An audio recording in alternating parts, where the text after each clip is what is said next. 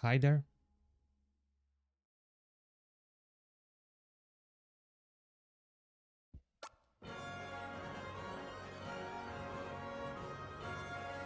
For one last time, we are back at Live Alive with the post-game opening.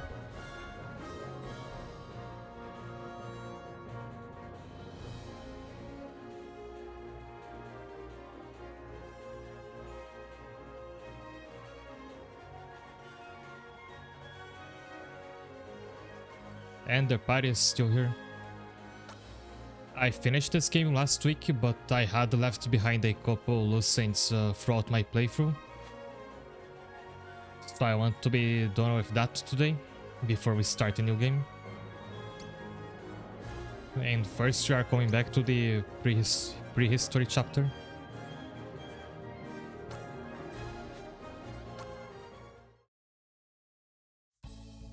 There is one super boss to fight here and he's very tricky to find, let alone beat. I grinded the random battles up until Pogo reached level 13, which is much higher than you need just to finish this chapter normally. And I made what I believe to be some of the best equipment he can get. Gori unfortunately can barely equip anything at all. Now, to actually find the final boss, you have to pretty much reach the end point of the chapter, like right before the final boss. Then turn back and return to that big wild area that you get when Pogo gets kicked from his tribe.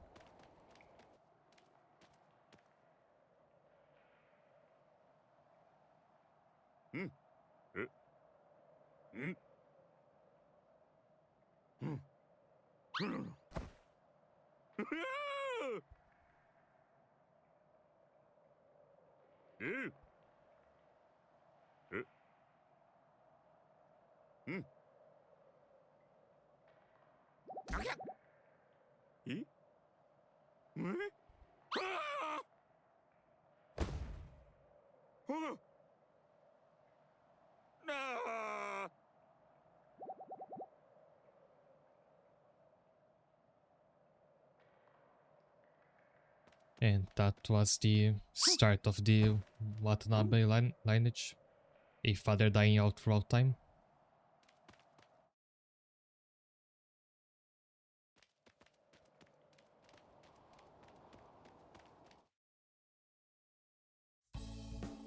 The boss is going to be somewhere around here, but you essentially have to catch in, which is very difficult to do. I'll keep using this sniff ability until I find a cloud that gives a different icon from the rest.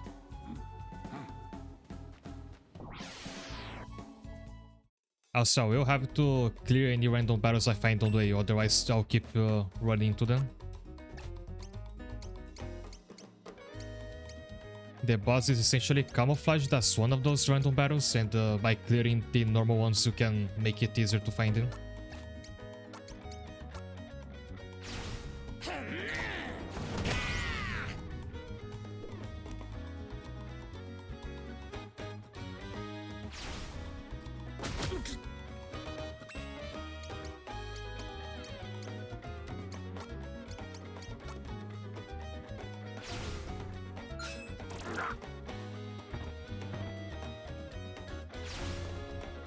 Pogo has learned a few more skills that we previously only saw him use in the final chapter, but Gori doesn't learn anything new past a certain point.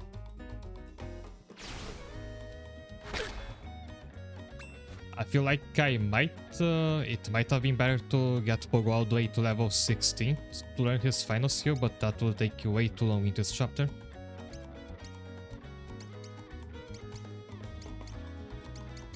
You really get to diminishing returns with your EXP from random battles where you level up.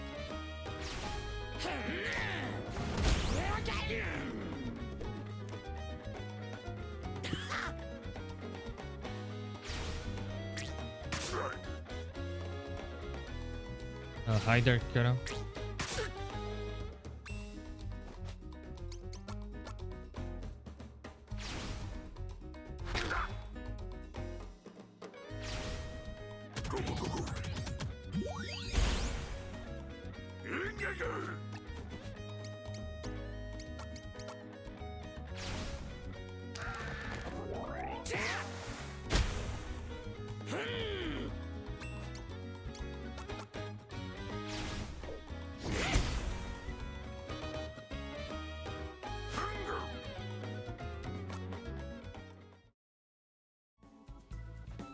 very little XP from a 4 enemy battle because we really are way over leveled at this point.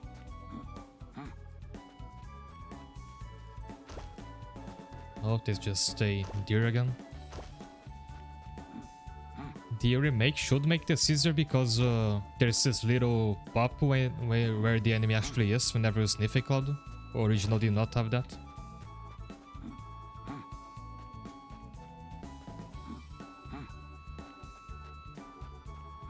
The way this boss works is he's somewhere in this field. He walks around like the regular enemies, but he moves much faster. Did Pogo keep his levels? No.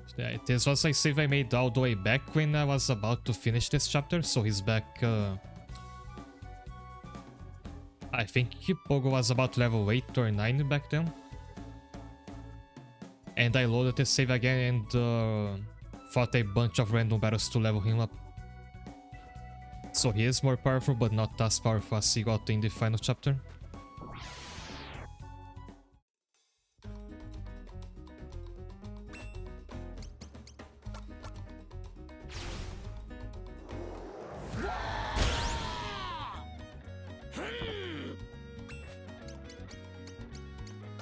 So we can at least try to get some more healing items by fighting those random battles. We'll certainly need a lot of them.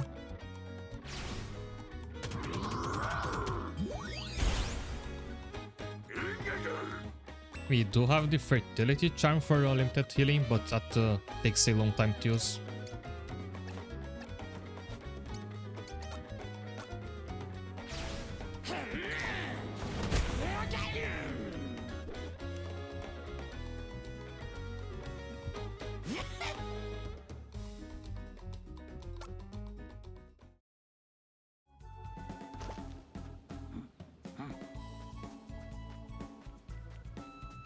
Back to the boss. So he's there, he runs pretty quick around. And you can't start the battle just by touching him like with every other enemy. You actually have to rub against him and press the interact button to start the battle. While he's of course invisible like our other encounters.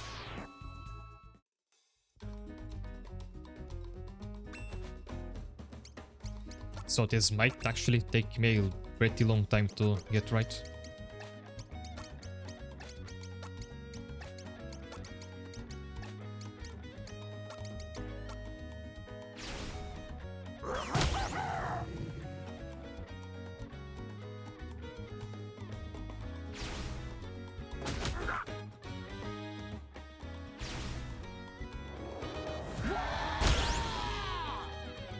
I have said before that the developers of the original game most likely just wanted people to buy strategy guides. I still stand by that.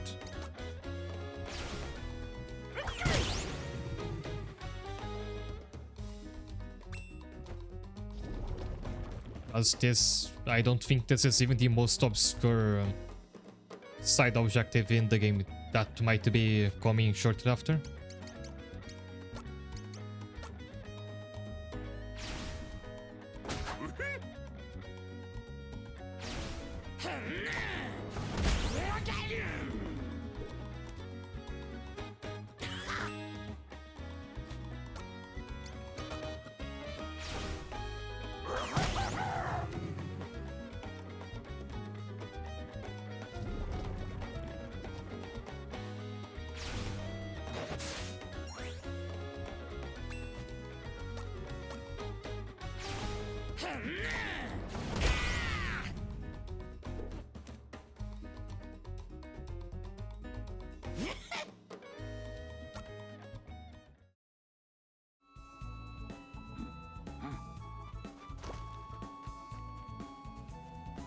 And it really hurts that this field is so large.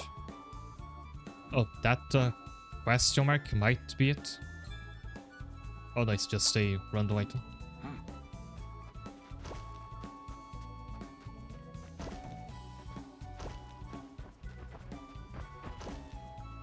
Oh wait, this was not in the original? The ground trembling like that? Oh, there he is. Did you see how the interact prompt popped up? Let's say first and try to catch him. We're right on top. Oh no, it's just a item again. There he is. You have to find the mammoth icon. Nice. Okay, this is much easier than in this Super Nintendo where you had no sound or visual cues like that. Although the remake doesn't give you any hint that this boss even exists either. Here's the King Mammoth. He's arguably the strongest enemy in the entire game. I hear some people say that, because of how powerful his skills are. And I think his evasion rate is also really high, and you have to deal with that. I recall the strategy I used to beat him, and I'll try to repeat it. I get the Pogo and got in a specific setup and just spam one skill from each of them. I recall the key to beat him was spamming Poke Bind, a skill which can paralyze him, and try to get it to proc.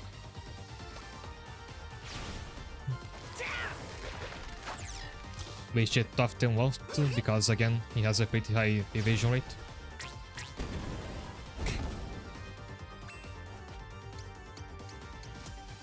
Gori meanwhile has to spam Poke Throw. By doing this, I will be creating a poison tile under Pogo, and that might seem counterintuitive, but I think it will make sense in a few rounds. If it doesn't miss again.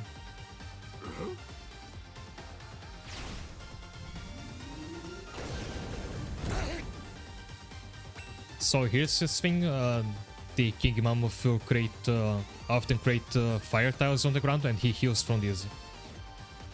So we use Gori to keep creating poison tiles over them so he can't heal.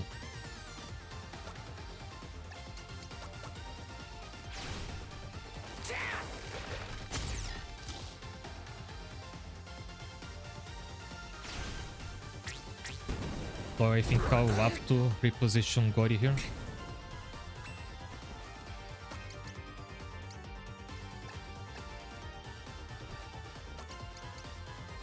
This covers his entire sprite. It misses again, but at least stops him from healing.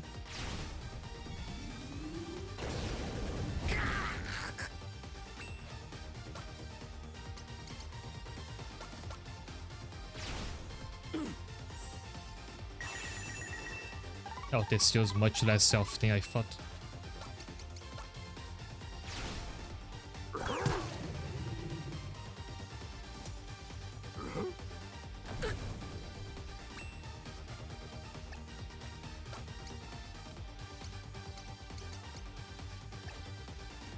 Also, he is moving down, which you shouldn't allow him to do. I think we can try to push him back.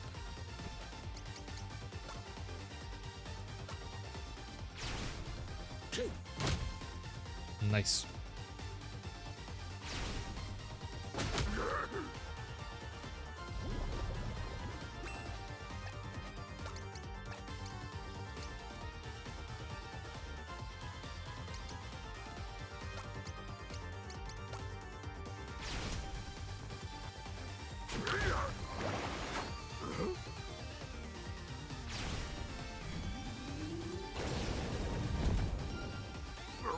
I mean, they are strong enough for what you normally have to do in the chapter. I just have much more health than what they were made to heal. And I think I really had to level Pogo all the way to level 16. I might not be able to beat this boss.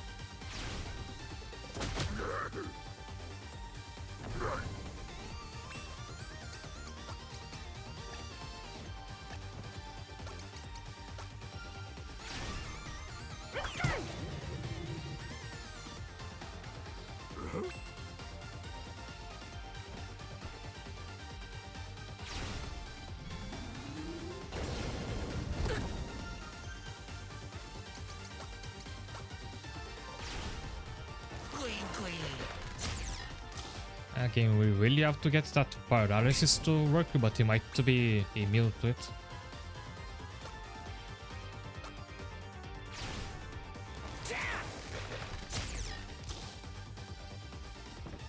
Oh, nice. Now you just have to get lucky and get this to work often. I wonder if you can keep proccing the paralysis to renew its duration.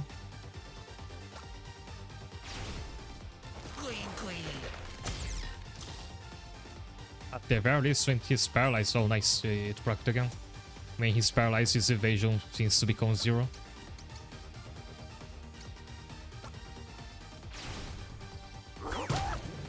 Also, aimed that one tile too close.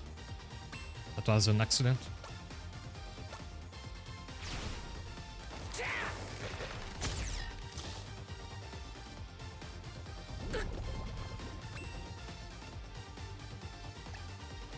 While he's like that, I think I'll heal some health.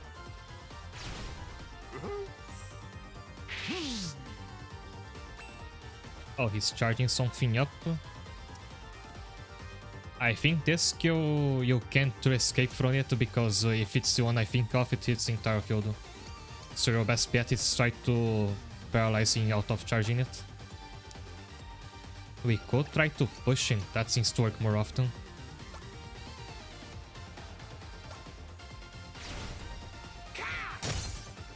Oh, nice.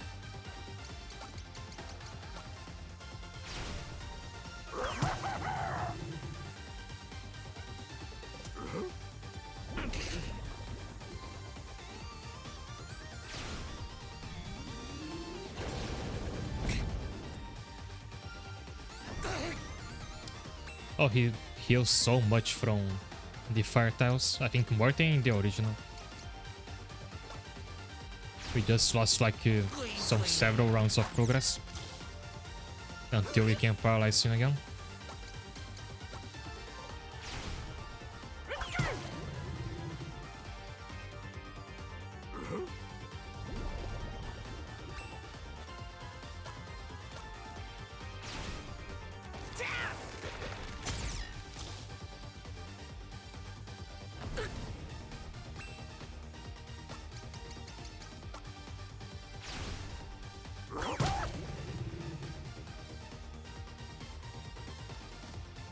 I think how much he heals actually depends on how many tiles are under him. I didn't know about that.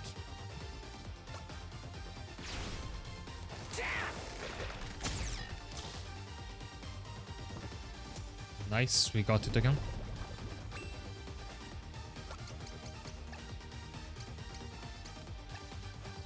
I wish Gori had a way to heal Pogo without having to use another big hunch of meat. Oh, can you use the fertility charm on Adelaide?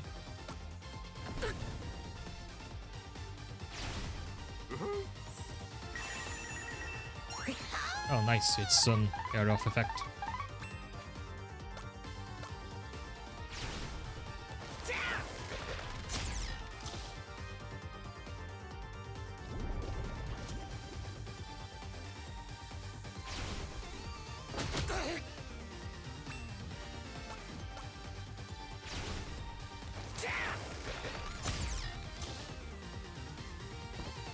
Nice, another paralysis.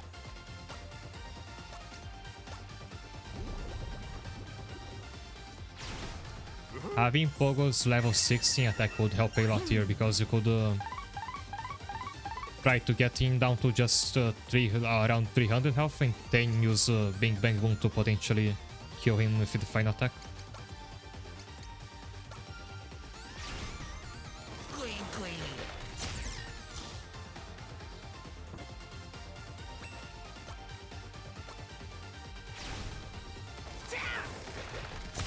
It's funny how we barely used this skill during the actual gameplay up to this point, and now it's the most valuable attack in your arsenal. Really, it's practically Pogo's single useful move against this boss.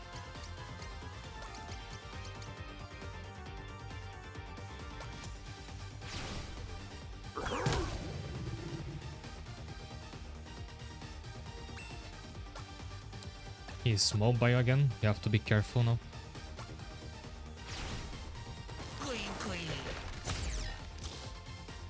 Please proc again.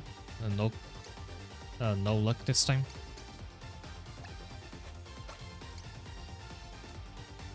We have this offensive item which says it can paralyze us all, so maybe we can use this. Too bad we only have one of them.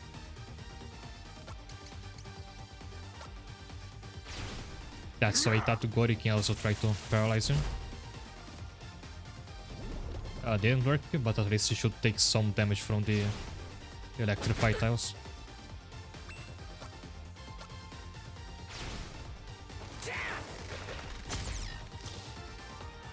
He's in the red, but if he gets to heal from fire tiles again, he might shoot up to almost full HP again.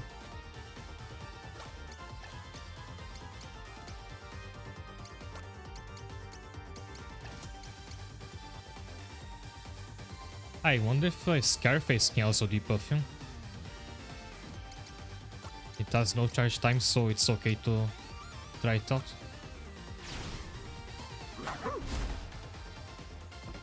Oh, nice. I should have been using that as well.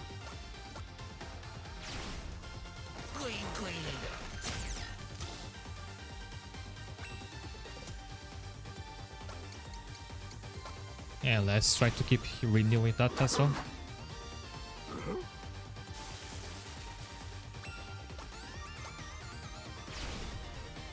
Almost there. Nice.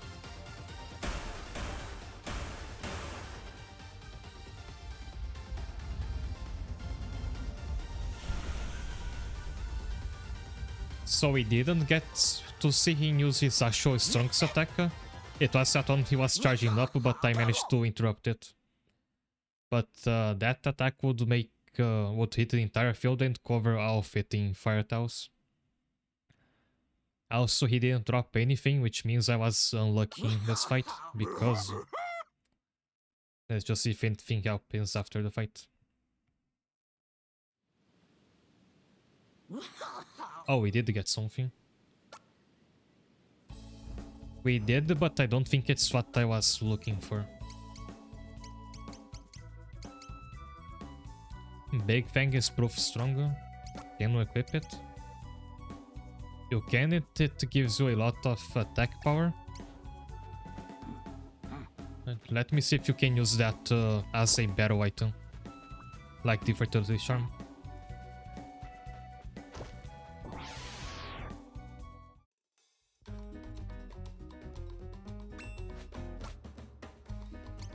No, you can't. It really is just an equipment. I mean, it's a good equipment, but it's not what you actually want to drop from this boss. So there's one other item that the King Mammoth has a chance of dropping. If he doesn't, you're just screwed unless you reload the save to try again, because this is your only shot at fighting. And for the sake of time, I'm not going to try to repeat it until the item drops. But the item is called Coke Bottle. You can equip it as an accessory or use it as a battle item. It executes a special attack that shoots a bunch of lizards like the one that Zack uses at an enemy. And I require it doing guaranteed 999 damage, so it's a purposefully game-breaking item, which you can take with you to the final chapter.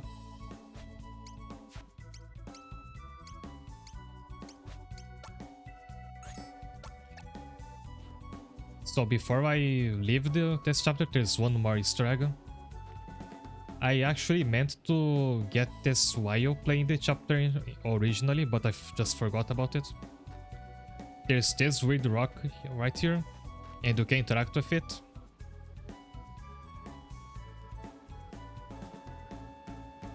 But it doesn't seem to do anything unless you try to interact exactly 100 times.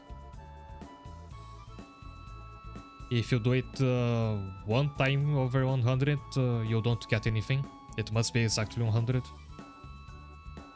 So I'm going to be quiet for a while because I have to concentrate on pressing this exactly 100 times.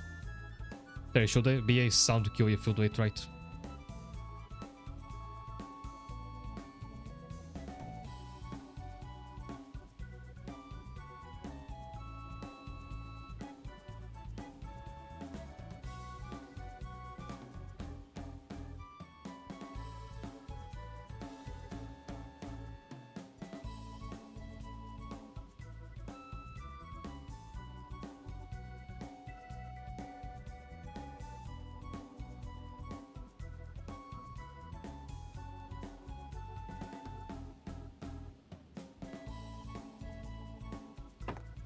Nice. So you heard that click, and the passage should have opened somewhere now, but I don't recall where it is. It might be pretty far away from where the rock actually is. And I don't know if you get into a battle resets it, I hope it doesn't. But it should be whenever there's a wall somewhere. Oh, I think I saw it.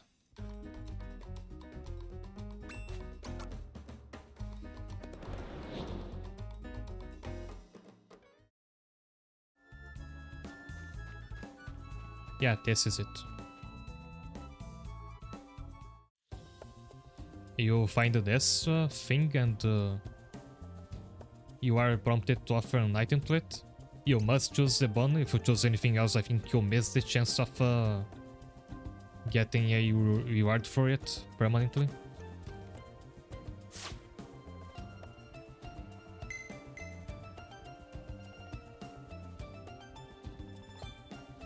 And this gets you the Rock of Rocks.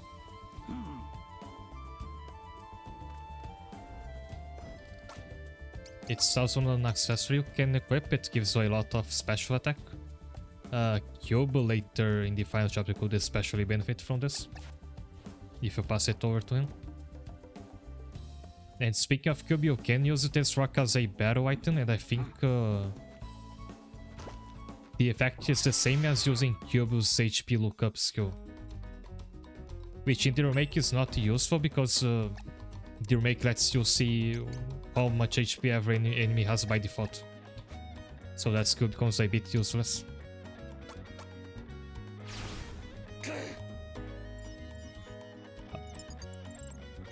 Oh, I don't think it had an angel involved before.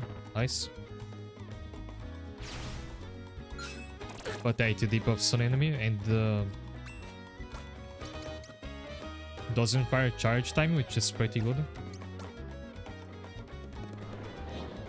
So it is a pretty useful item. Actually could have helped against the King Mammoth, now that I think about it. I should have gotten this before fighting him. But this was it for side content in the prehistory chapter. Too bad I didn't drop the Coke bottle. But maybe one day if I stream this game again we can see it. Now for the remaining super boss, this should be faster. This is another save I made earlier in the playthrough and then came back to it to grind a bit. Not so much as in the prehistory chapter. Oboro is level 11 here. And if you recall this third party member, because he lasted such little time, he's the Mimic Mammoth, which you can optionally get in this chapter. We actually will get to see him in battle now. But first I commented about something special happening if he ever comes in contact with a rat. And we have the chance to see that right here. Hi there.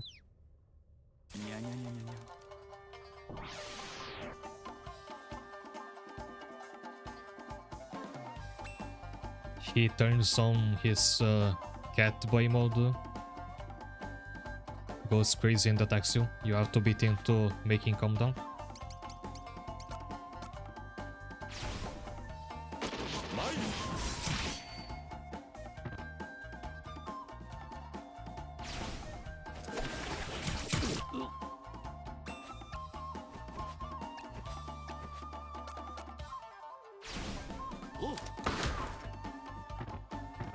Oh, his defense is really high. I forgot about that.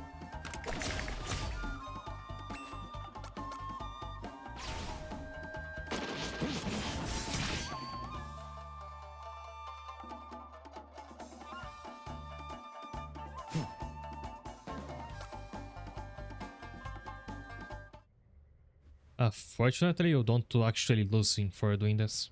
It's just can be a bit annoying.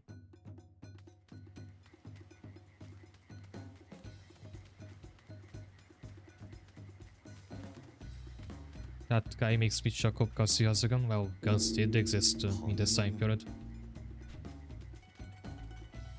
Like I counted, there was a very brief period in history where you could have a sword and a gun at the same time.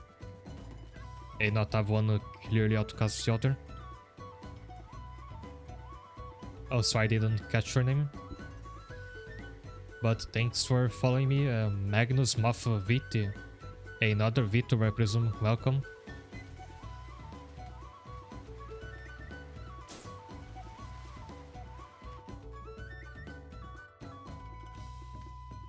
This is where we found the super boss.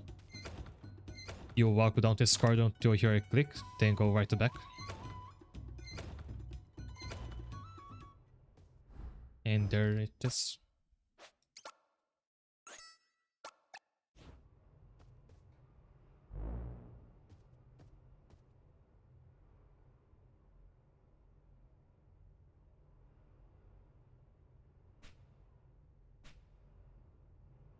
We refuse to leave. And now we fight, what was he called? Majin Ryonosuke.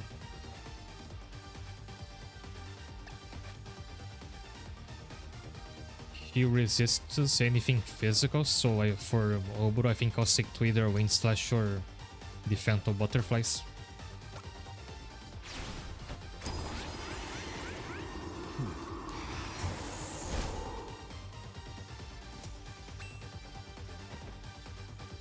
I'll still try to keep your party a bit spread out because it has air of effect attacks like this one. So the Mimic Mammoth now has a few more skills. He is already diverged from Oburu's learned skill set. His best bet here is probably the Electrical Discharge.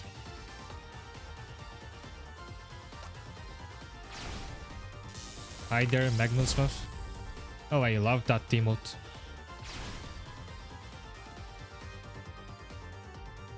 Oh, not a problem. Now that to mention it, I out to implement a bot that warns you when Nada is about to play. I forgot to do that before. Also, Ryoma's already knocked out. We have a decent amount of healing items stocked up.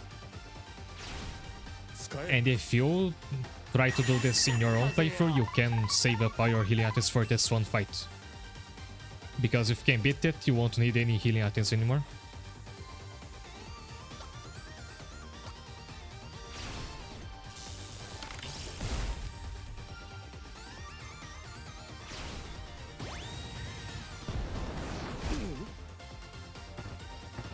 Violence Sound is a crazy name for a skill.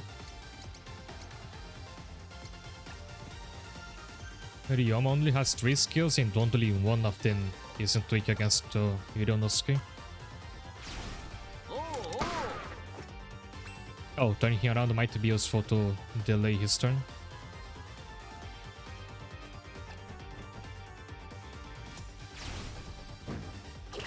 But I should get the Mimic Mammoth to stay the closest to the boss because he's the tankiest party member.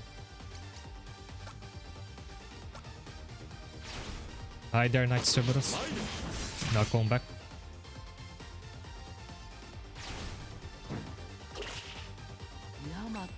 So let's get you over here.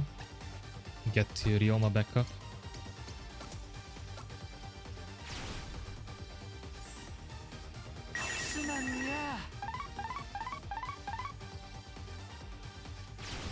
And I have to get Ryoma away from the range of that attack.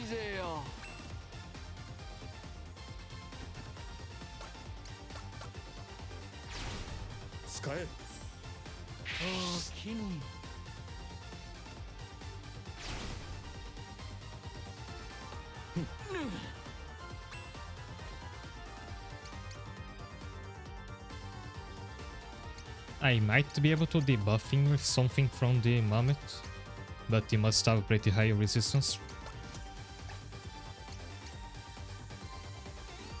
This attack is supposed to paralyze us.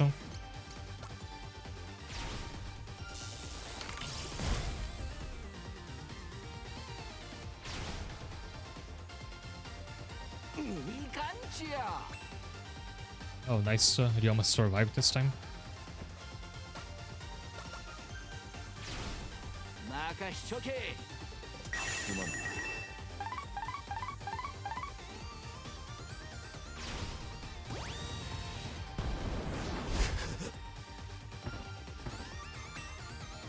Oh, that's quite a surprise, but I guess the moment's special defense is pretty low. Yeah, to hope the boss only shows us physical attacks.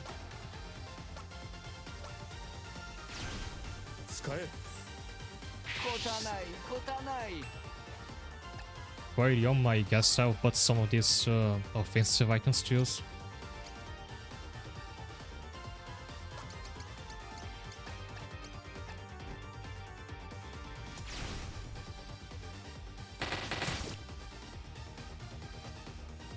I'm worried about how easily he's able to one-shot my party members. Maybe I should have leveled up more.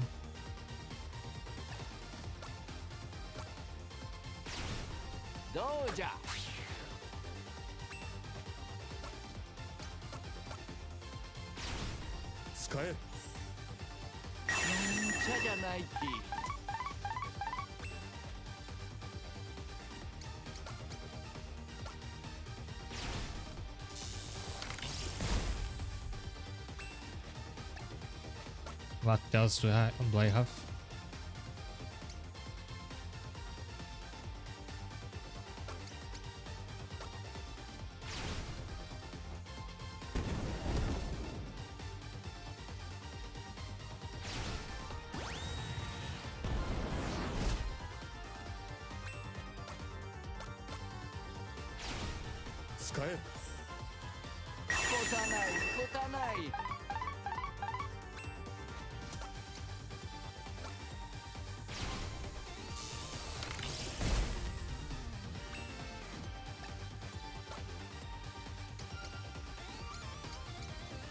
I guess Ryoma and Dobro should swap places so Ryoma gets stealing Dori and Dobro can help with the damage. But you'll need to move Obro out of the way.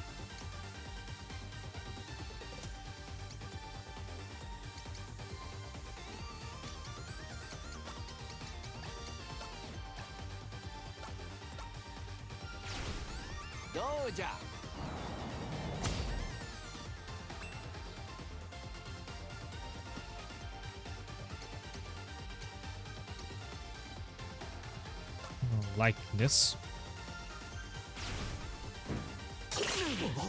Hell, that was a bad move.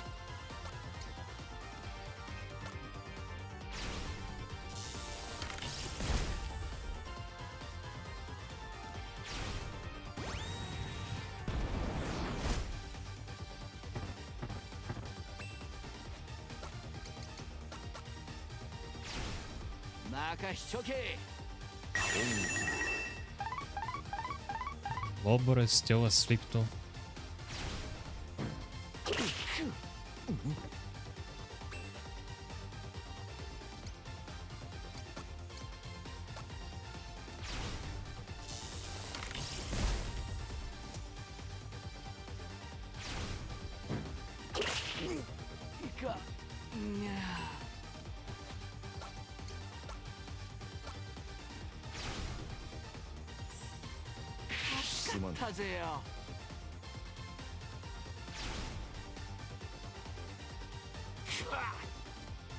I really have to scatter my party again.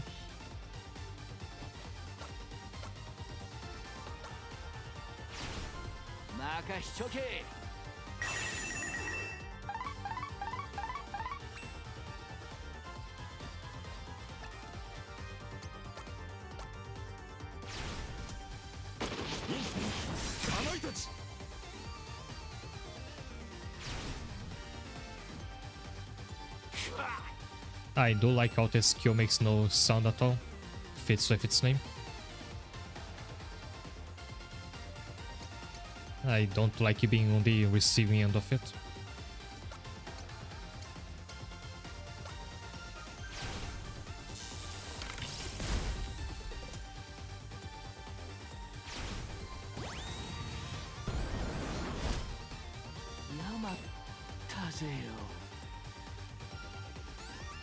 The secret was strong mainly because of his huge damage in AoE. The Mammoth was powerful because he could heal from the tiles. Yeah, the Mammoth was more about being able to lock in to either paralysis or the disorientation debuff from Goria. With this one, you have to manage your party's the fact somebody's constantly gonna be dead in your party, basically.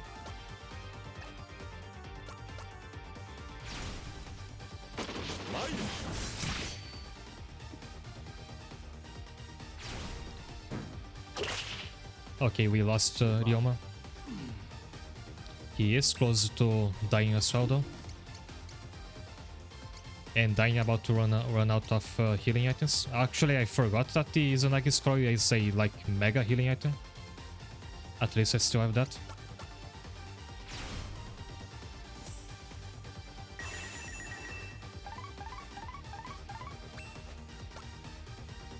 Now the moment to have to keep healing himself while Oboro deals the final few hits. At least this boss seems to have no evasion to deal with.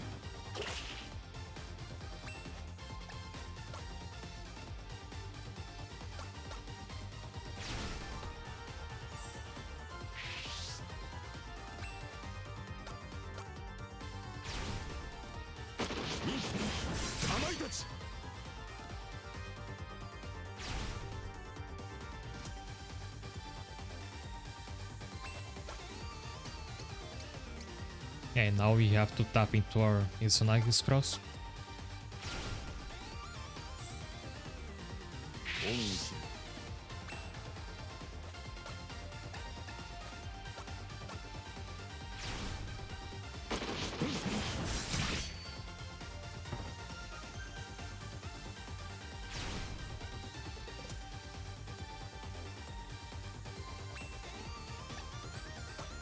Can't call the MMK meat shield because it's not made of meat. He is doing pretty well either way.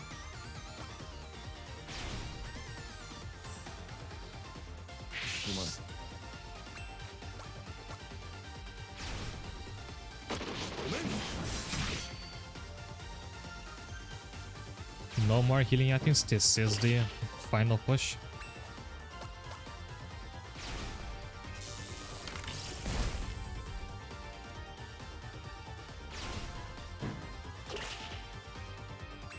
But I think the Mammoth has lasted just long enough.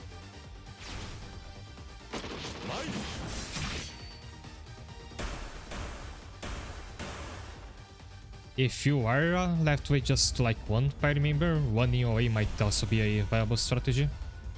Because I don't think he has anything that can hit too far away from him.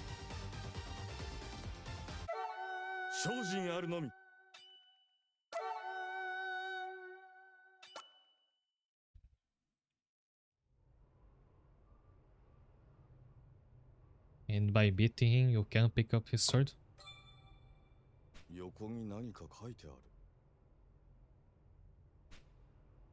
Oh, interesting. So, if you wait to rescue Goemon just after you beat this boss, you can get two of these swords, I guess. And then you could have both Oboro and the Mimikimammet use it. So this is the most powerful weapon you can get in this chapter. It's not as strong as the final weapon you get from the 12 keys in the final chapter. But it will help you a lot in this one. Also, killing Ryunosuke doesn't count as a actual kill because he's a ghost. So you could in theory do this in a pacifist run. But you would have to grind a lot of ghosts. Now you are almost done. There's just one other optional quote-unquote boss that I wanted to show off. Unfortunately, you have to sacrifice the Mimic Mammoth now, because if you go into the water with him in your party, he drowns and you permanently lose him.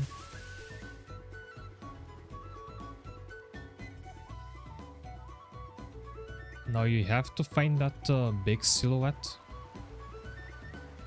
which I don't think is here. There's another area where you can go down into the moat. Oh, right here. Now, this is weird because the swimming mechanic works differently than the original. Here, the Mammoth will always drown if you try to cross the water. While in the Super Nintendo version, there was a time limit that you could deal with, so you could actually go across the moat and fight this boss with the Mammoth in your party. Too bad you can't do that anymore. So, but this is King Aoyama, Lord Aoyama I mean. And we will try out Obura's new sword on this enemy.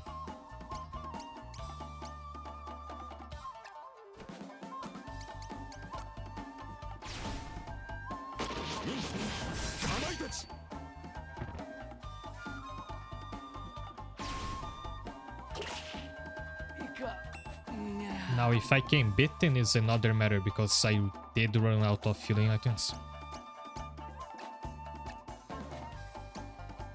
I guess maybe if I can put into sleep.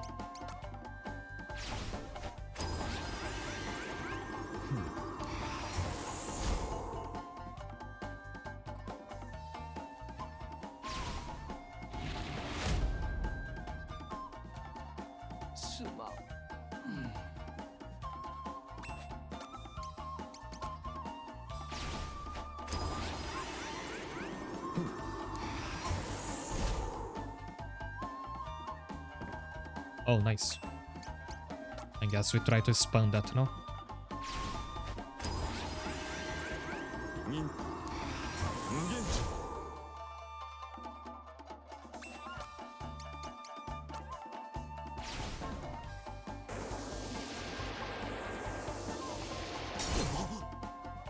This is basically the a skill the Mamufada, but with water tiles instead of fire.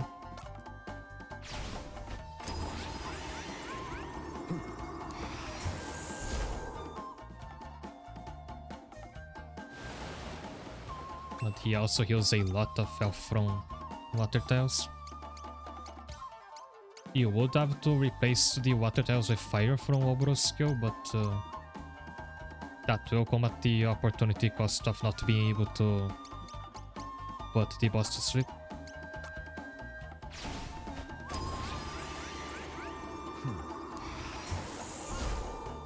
I guess you had to use the spinning skill to stop him from creating the water tiles in the first place, because it is a charging skill.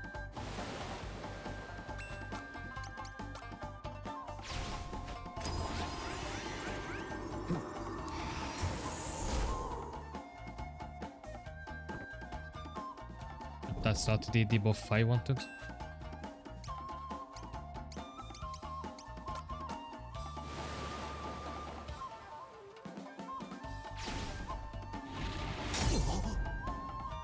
And I can't use a charge skill anymore.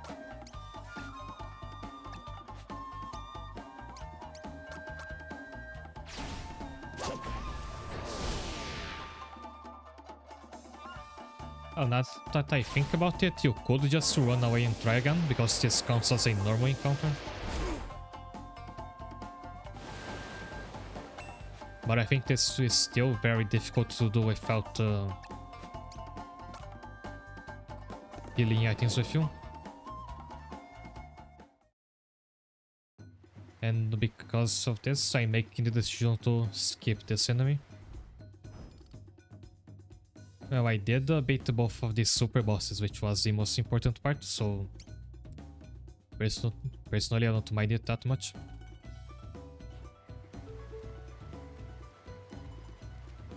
Anyway, this means we are done with Live Alive for the time being. And today I'm starting another game. If you have been following this channel for a long time, you might be surprised by what is coming up next. I will take a short break before that. I'll see you in a minute.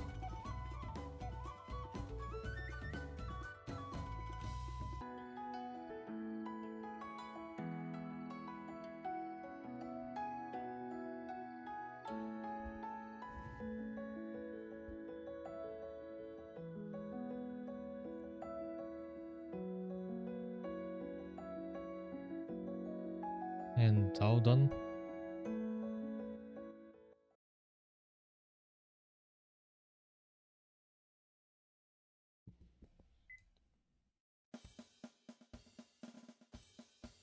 So this series, back when this channel launched, my very first game was the prequel to this one, Monster Girls and the Mysterious Adventure 2. More specifically, I originally played the remaster of the first game. So the timeline of releases on this was, of course, the first game, then this one, and then the remaster of the first game. So this is technically older than the first one I played. You know, I of course always meant to play this at some point. Now I forget when was exactly the date of my first stream, but I believe it was about 6 months ago. I think it's been long enough. I'm curious to see how I deal with this game now that I have a bit more experience with streaming. Also, there is a matter that the third entry in the series is currently in development. There is no release date, but there was a release window mentioned by the developer on Twitter some time ago.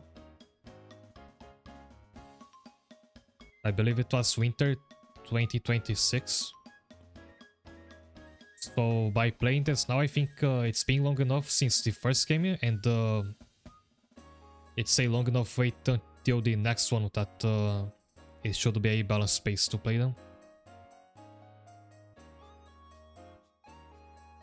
I would worry about delaying too much on playing this one and being bite-sided by the release of the third one.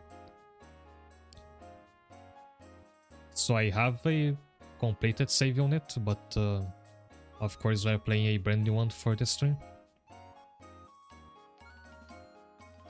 Also, you can let me know if you feel the volume of the game is too high or too low.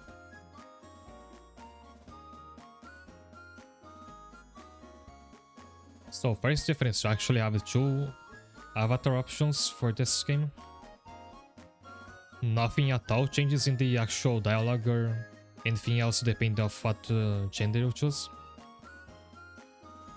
I play as the girl avatar in my original save, so I'm choosing the boy for this one.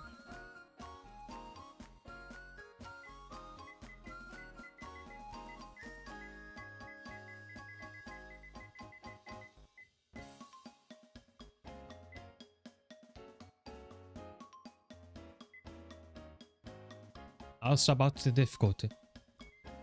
I decided I'll play roguelike mode, but if I lose in a dungeon and have to start over, I'll play it in casual mode.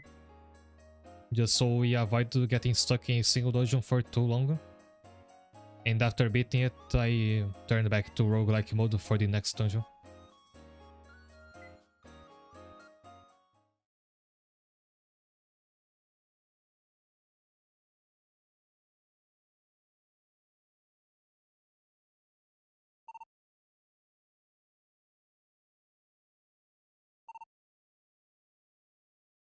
I think I have the dialogue set up so the text shows up instantly instead of scrolling. It is weird to suddenly be back in the game with no voice acting.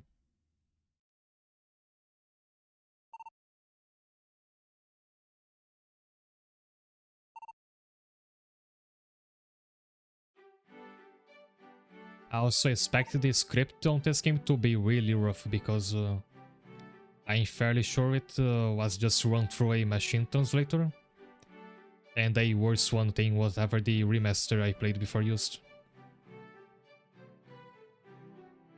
You still look sleepy, do you know who I am?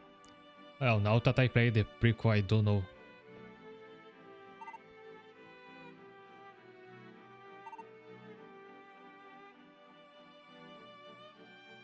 Oh, and she actually skips her introduction if you say that. I guess this was meant for whoever didn't play the prequel.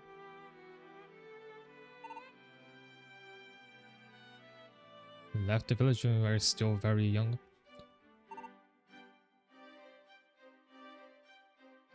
Oh yeah, to make it clear, this is not the same player character from the first game, although his face is really similar. He is notably younger and shorter.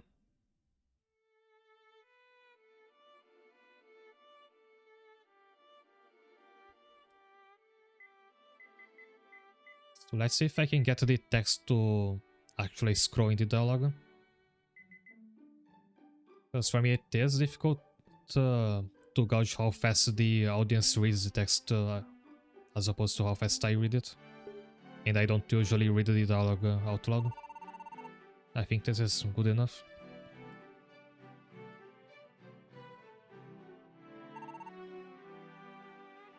Also, she is following me around, which I forgot actually happens in the tutorial. But from beating the game, I can tell you that you don't actually get to recruit Melt as a party member. It's just for this sequence, I think.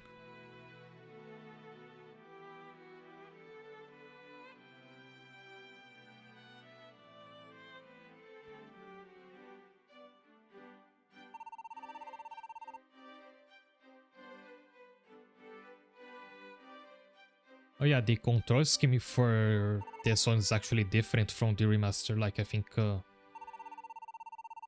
the buttons to attack, pause, and whatnot are swapped around, which makes it a bit difficult to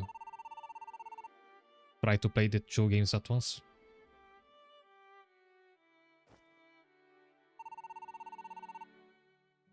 This is all stuff you already know from the previous game.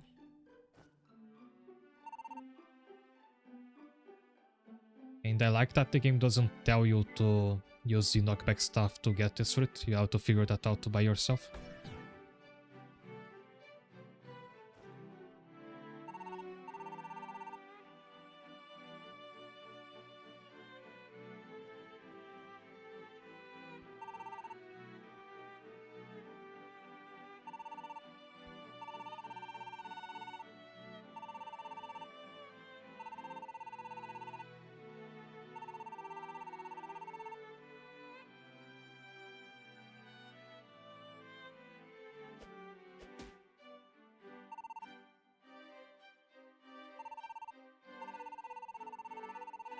What happened to this now? I'm sure she's getting her pocket money as allowance from the workplace accident division by now.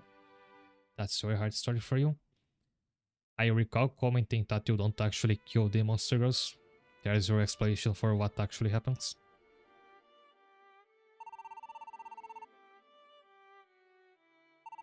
Yeah, the game really wants to reassure you.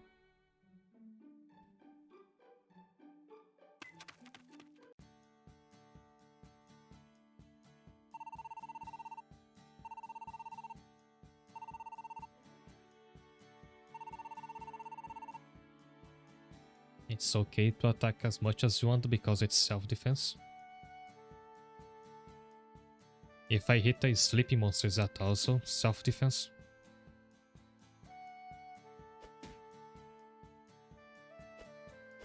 The game doesn't let me go into first person yet, so I can't speak to them.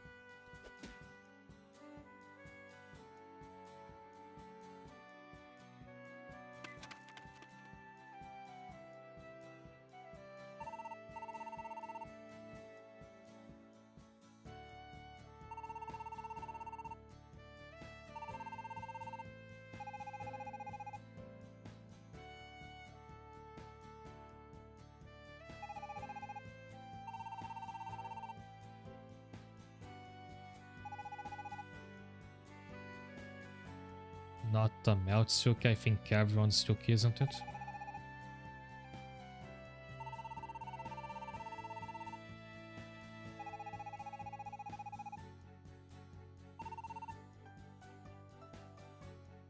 I had to mention, I think some people made an unofficial translation patch for this game, like cleaning up the dialogue to be more comprehensible than this machine translated version. And I thought about using it for this playthrough, but for one, I think they only made this patch available in a Discord server, which I don't want to join. And also, whenever we play the third game, we will go right back to I presume, a very rough machine translated script. So I do wonder if it's worth it using the patch in this game.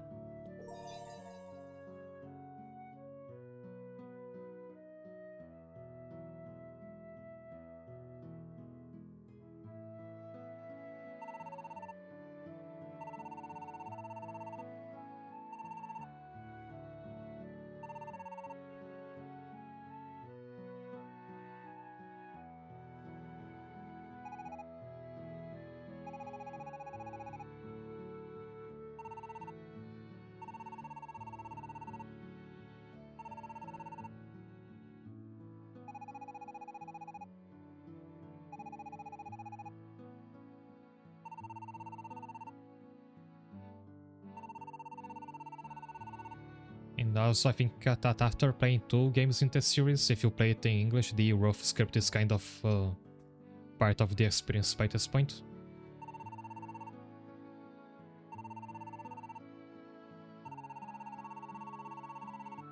It's like everybody in this world speaks a different offshoot of English instead of the correct real-life language.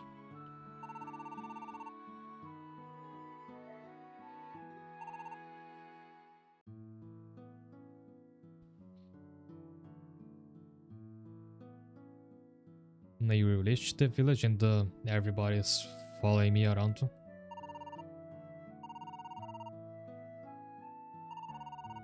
Not actually the same village from the first game, you can tell that by the different layout.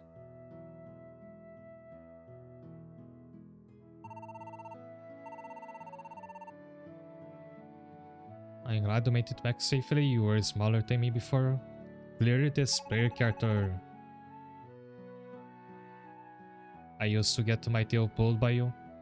This avatar is supposed to have a backstory of his own. Which I'm kinda surprised the game doesn't dump that on you right away. It's what I think a lot of story-driven games do nowadays. You are left to connect the pieces by yourself.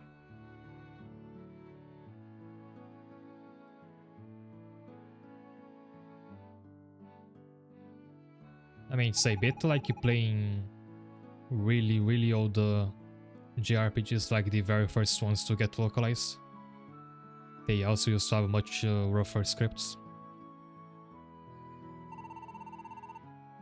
Do you remember like Simon's Quest on the NES and the Graveyard Duck and all that?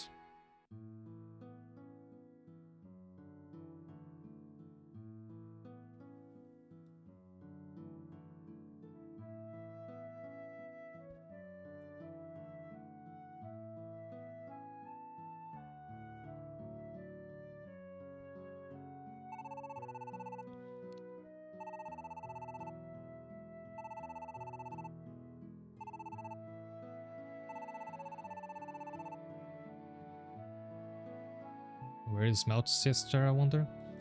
Well, this is a different village, so Tartar is probably has stayed over in the original one. There is a missing link here because I never beat the post-game of the first game on stream because it would take too long. It's like a 1000th floor dungeon. But I reckon that the purpose of that dungeon was find somewhere to make to create a new village, and this might be the one, like the result of it. I recall some dialogue about like finding a place where humans and monsters could coexist, something like that. So here's a brand new feature: you can furnish your house. And I really like it whenever RPGs let you do this, even if there's no purpose to it. It's just fun to make your own room.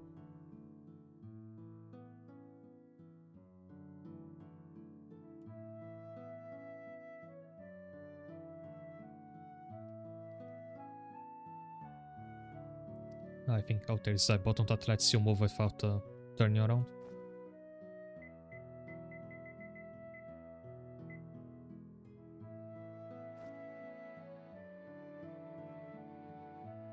I won't put much time into this on stream because this is not supposed to be my main save. If I ever come back to this game to show the post-game content, I'll probably just reload my existing save.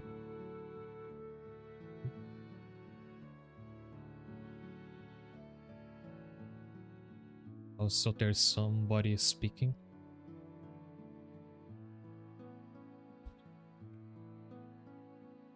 In the forest. It should be that way. Oh, along the side of the river.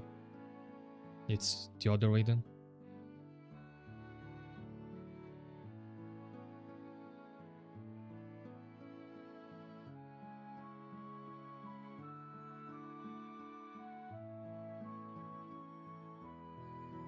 Around here, I think.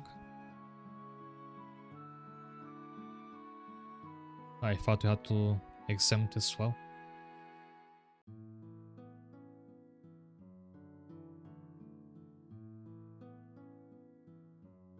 Oh, it should be over this way.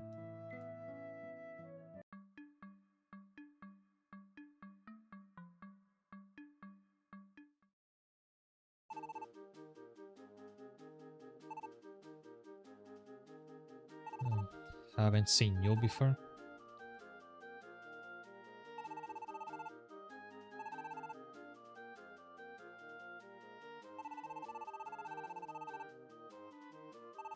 Meta fucks.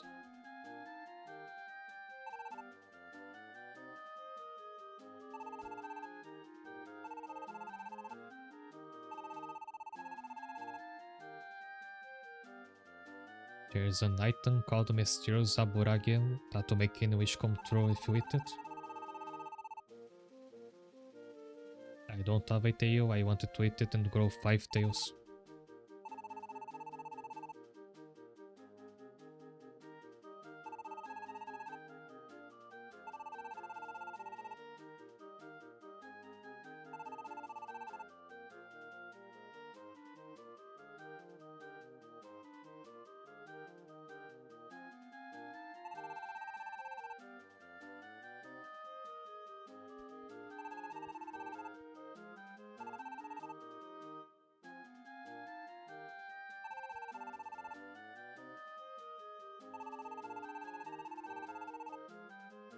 About 30 minutes, we'll see about that. Why 5? That's oddly specific, I'm not sure either.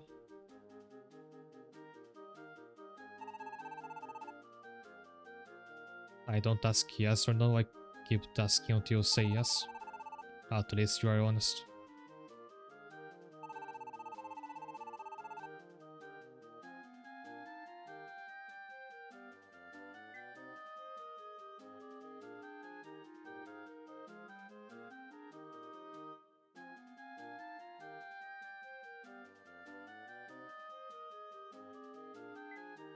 Now this is a tutorial about reading tutorials.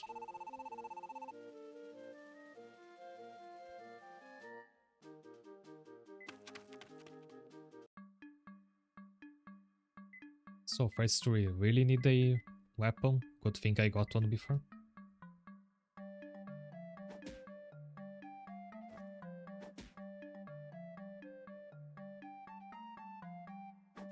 Like before, your level always comes back to 1 every time you enter a new dungeon.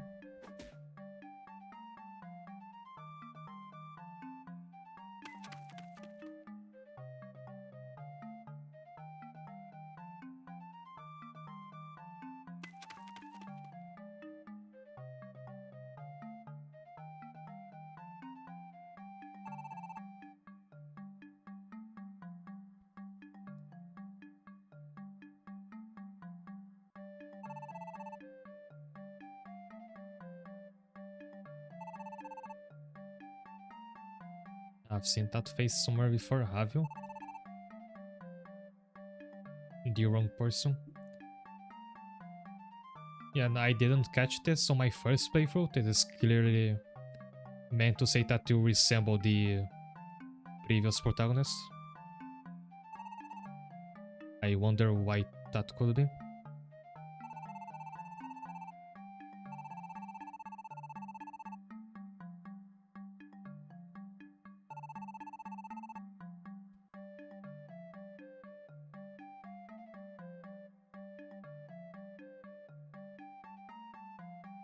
Hi there, Donor. Welcome.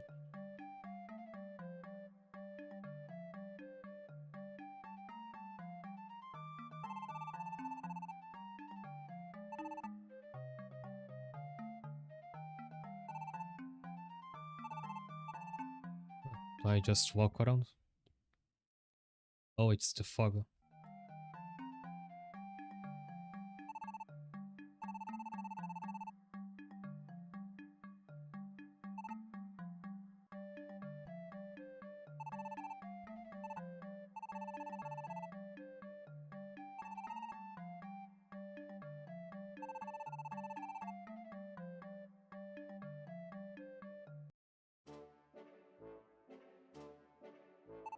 Oh, do we have a boss fight?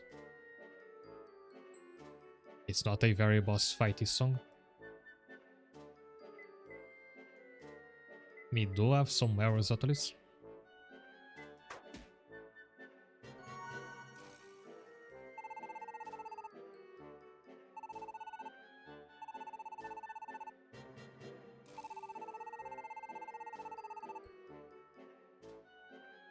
It's a boss HP that you see at the top of the screen. I don't think you needed to tell me that.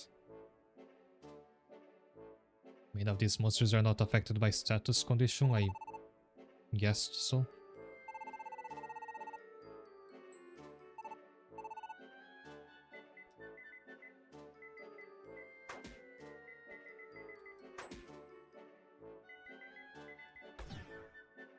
Oh, she's also immune to knockback.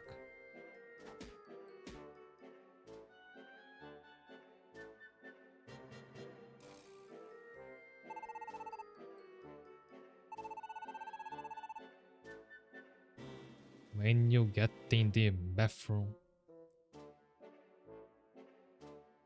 there's a lot of dialogue that you can kinda guess what it was actually meant to say, but a few lines like this one, I really have no clue.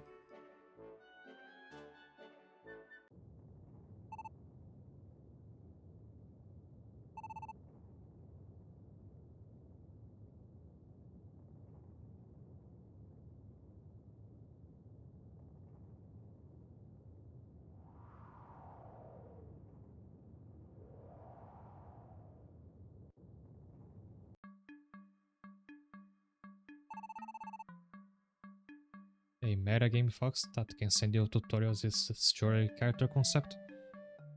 I think she kinda fits with this game's world.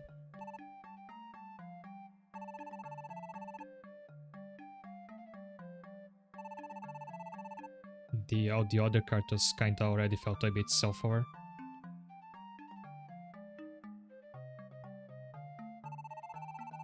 I like how her frying pan has her name on it. It's a cute detail. I like that she carries a frying pan around in the first place.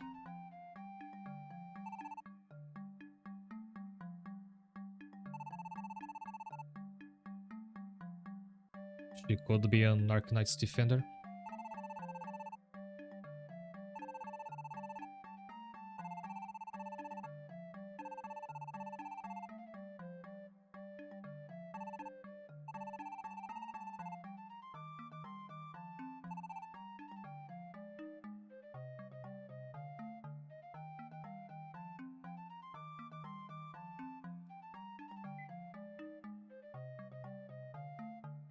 Fog is just like in the past game, if you loiter too much around a floor, the monsters start to get stronger.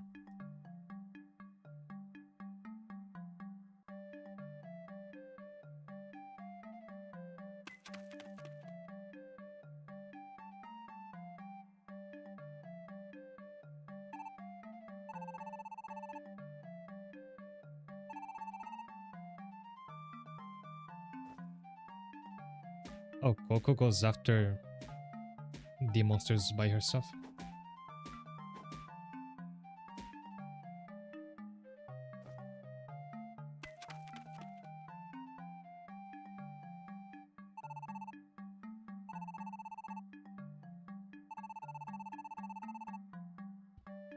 I remember a human here a long time ago used to fight with monsters by doing meow and do this.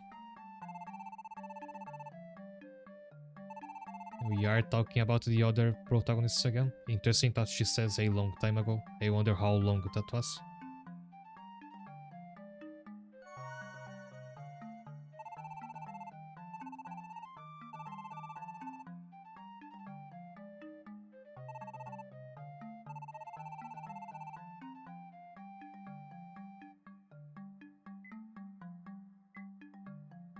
Okay, we can finally go into first person.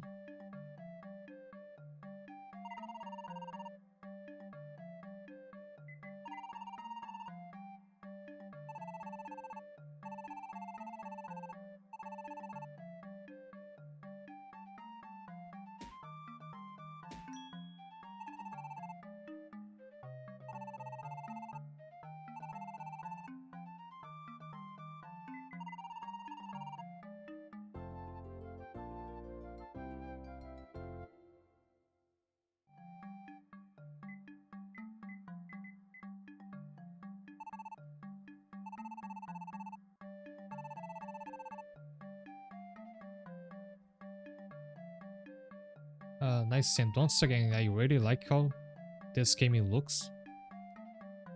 Like it's this series is the only dungeon crawler RPG that I know of that lets you switch to first person like this. And you can kinda shit in a few floors by taking advantage of that.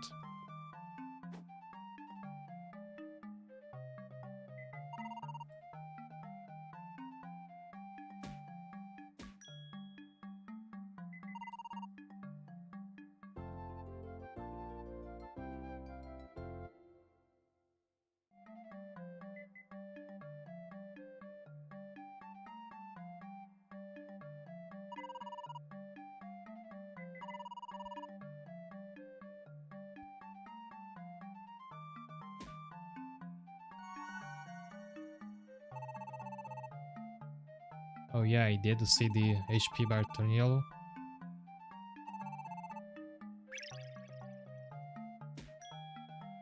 But I guess we are on training wheels for this dungeon.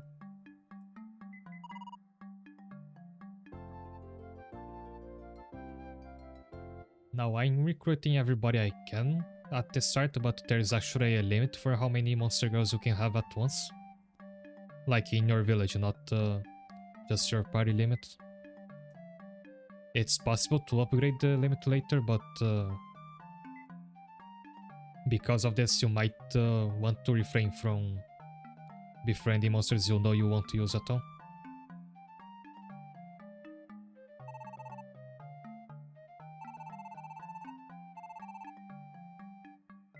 No, I already know how that works.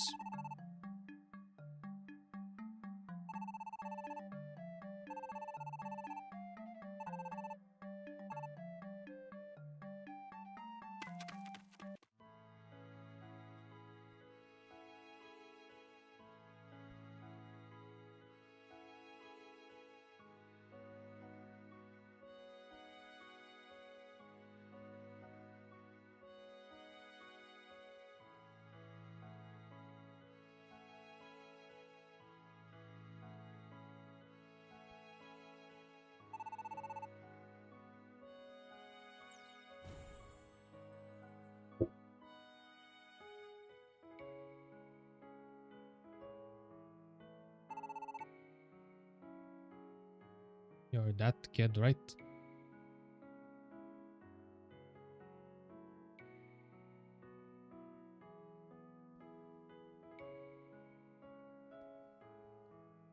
Oh my, she is Yoja. Sorry, I was trying to activate this pressure and it wouldn't for some reason. Why is she so big? This series gives off Alice in Wonderland vibes. Yeah, I also kind of think so.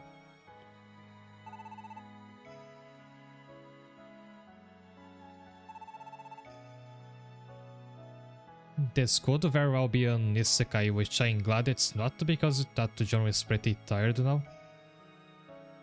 But you don't ever see any humans apart from your protagonist.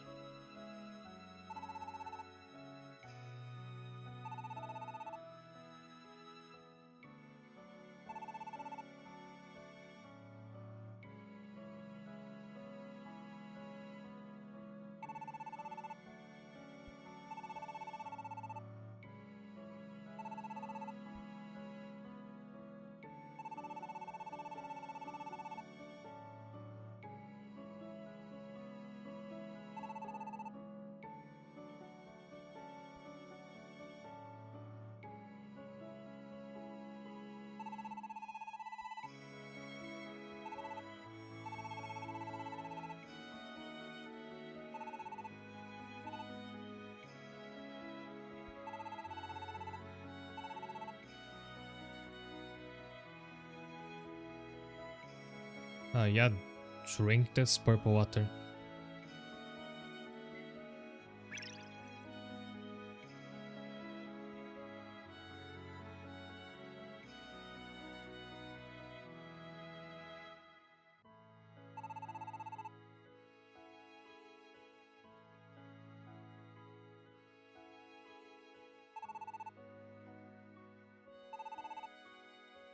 This is basically like the Mana series, yeah. The first game prominently featured a huge tower, now it's a huge tree. I wonder what the huge object will be in the sequel to this.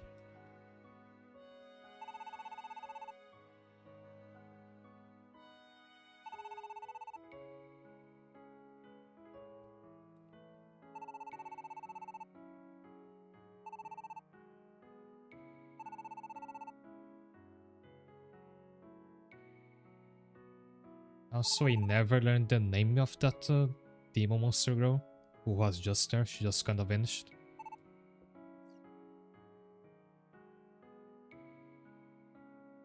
Well, so I got 50 mana points from drinking from this lake. Can I just keep drinking to expand my mana further? Because getting your MP above 50 is really difficult in this game and it's never permanent.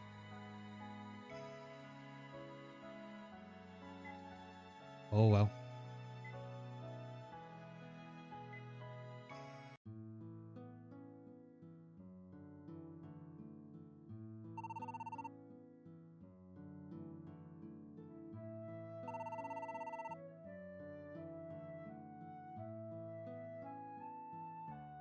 Oh, in short, it is just the translation, but this makes her seem really angry at you.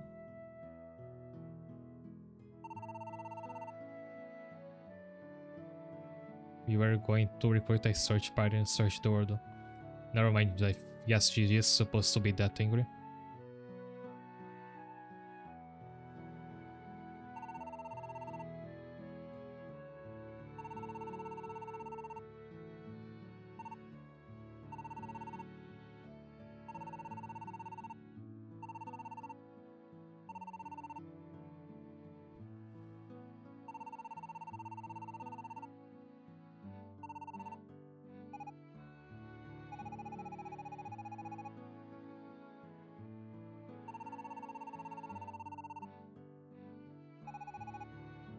Oh, I never realized that they have differently pitched beeps for their dialogue until right now.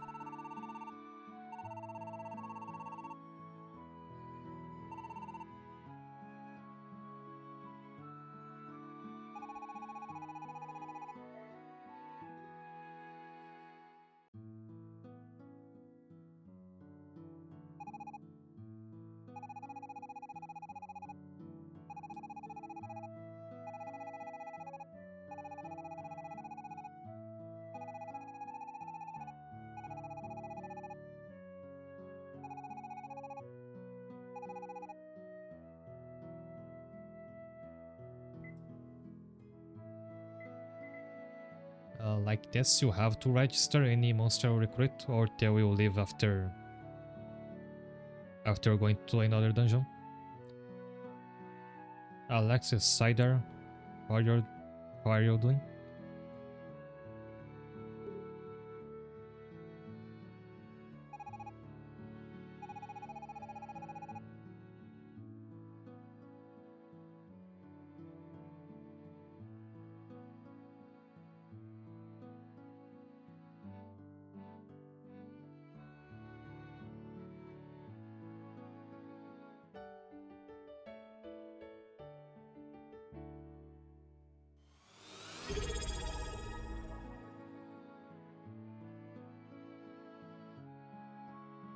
Alexis, thank you so much for the sub.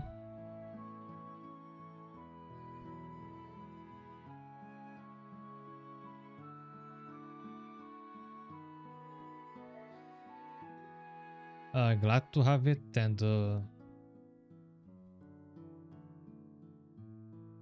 also I do plan to replace these emotes in the future by actual original art. It just might take a while. But thanks a lot either way. I hope to see you here a lot more.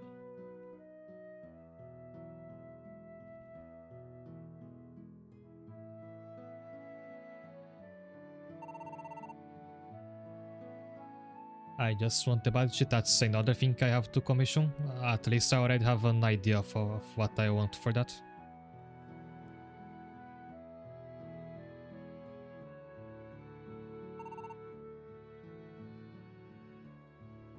Oh, I see. But as you also work on getting an original badge for subscribers. I'll teach you magic. What kind do you want? We have 50 mana points as a reminder.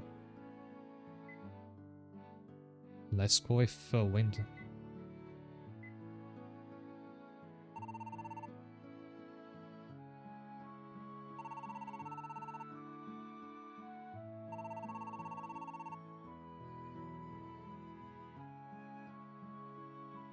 I also want a Yogi Cross Platinum Dodging. You might be saying that as a joke, but it's not even an impossible thing to do. I guess you couldn't clearly discuss that on Twitch, but artists that do entire dodges on commission do exist.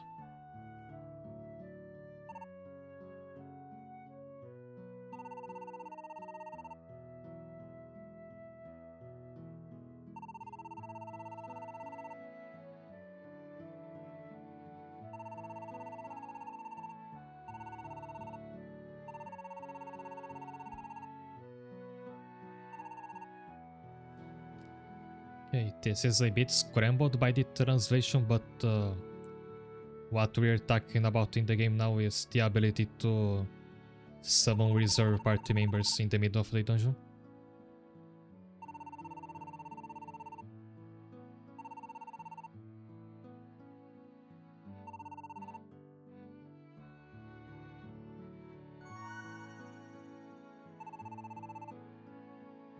I don't understand it very well.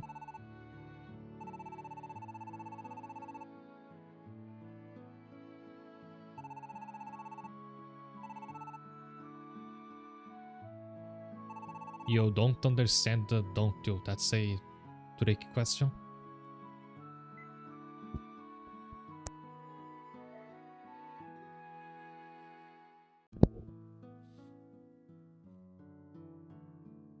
Anyway, here's something the original did not have. You can have sub-party members that are not active in the dungeon with you, but you can summon them whenever you want.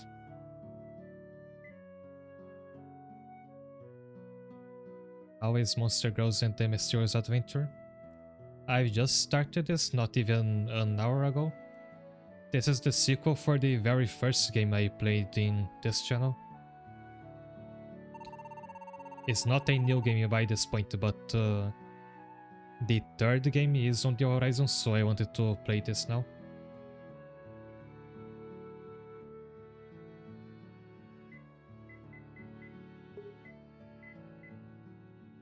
And you choose a party member and click here on send home, and this happens.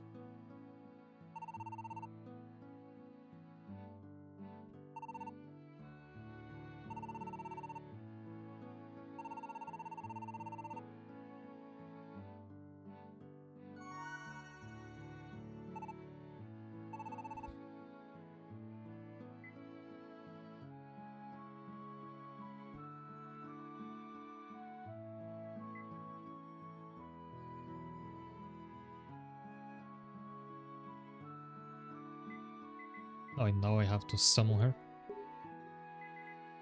I think.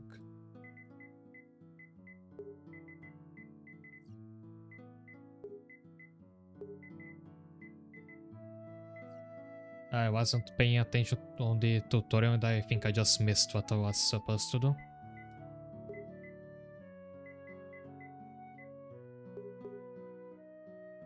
The game won't let me move around.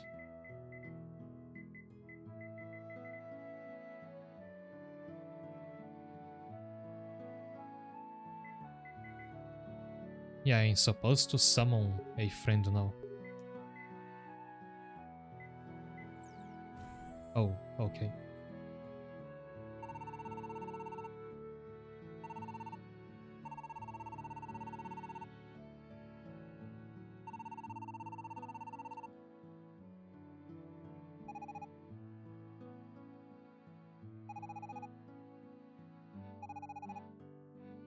Also, I missed your message from before. Anything for a fanboy dojo these days? I'm hungry, man. I'm guessing you mean fanboy X-girl dojins, which, if you mean that, yes, they are pretty scarce. I will say there's a small handful of visual novels who have a fanboy as the main character and have girls as the romanceable waifus. I occasionally talk about this on my Twitter. Unfortunately, most of them are only available in Japanese.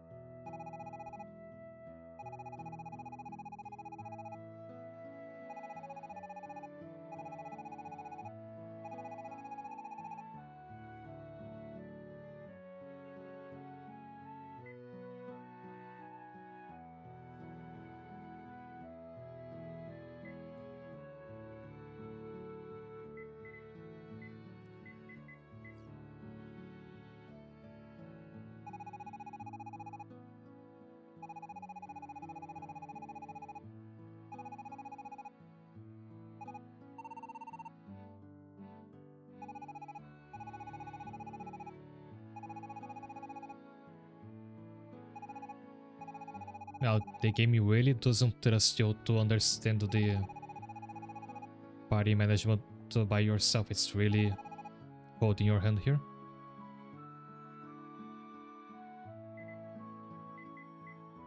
This is where you form your party.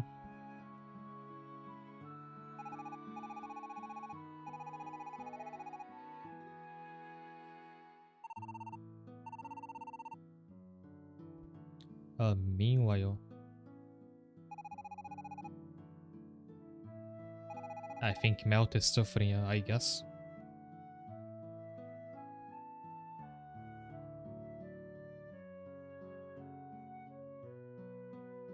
Where was she? Weren't they just by the gate over here? I guess it's inside your house.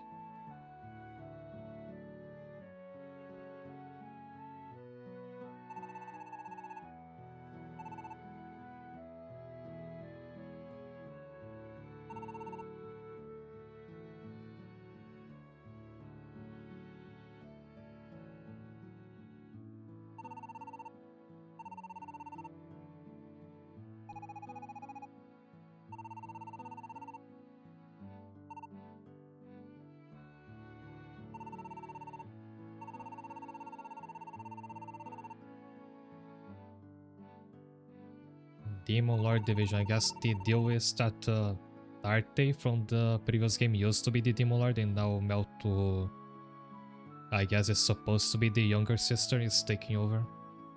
But she has to navigate bureaucracy first.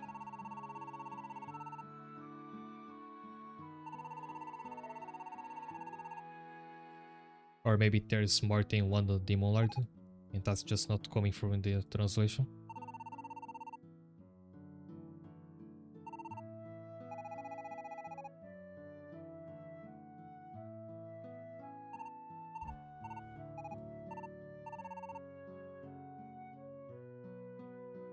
You're useful sometimes, geez, Melt.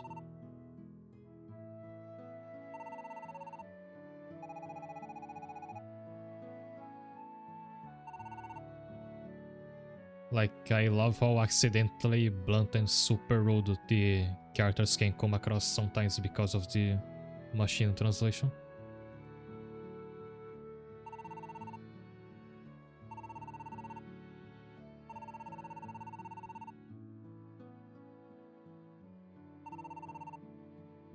Like, there is a lot of human localization work that intentionally changes up the personality of the characters. This is purely by accident.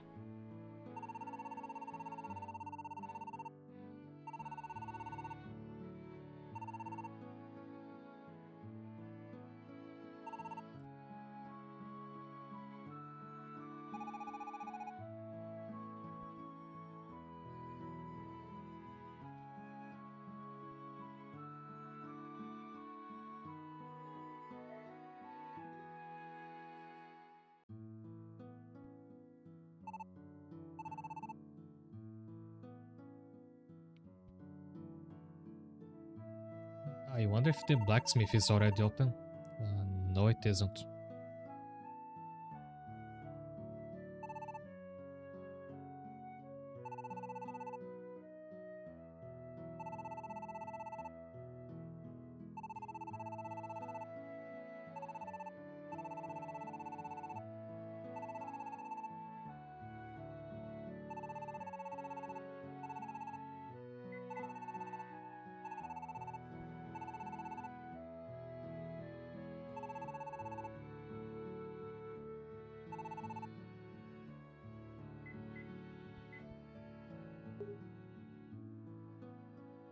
I think you can already use your storage. I know I'll need the Fire Grimoire for a quest later, so I'll save up this one. And the Revival Fruit is very valuable, so I'm also storing it.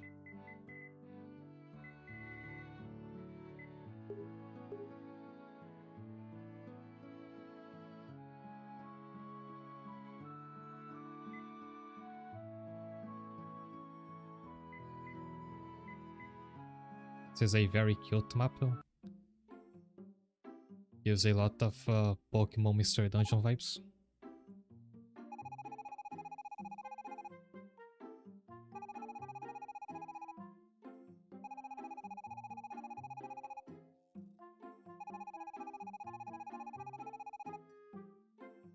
There was a Demon Lord who increased numbers with a splitting slime. Expelled from the country because you were found to be cheating. Jeez.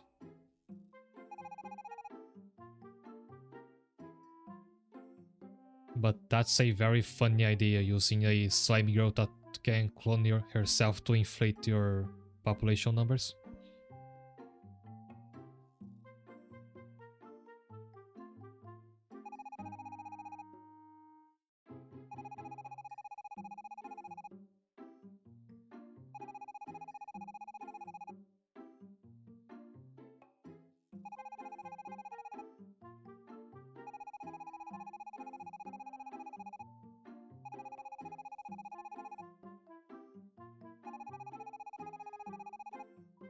I might play the Switch Pokemon Dungeon game, DX I think it's called, at some point in the future.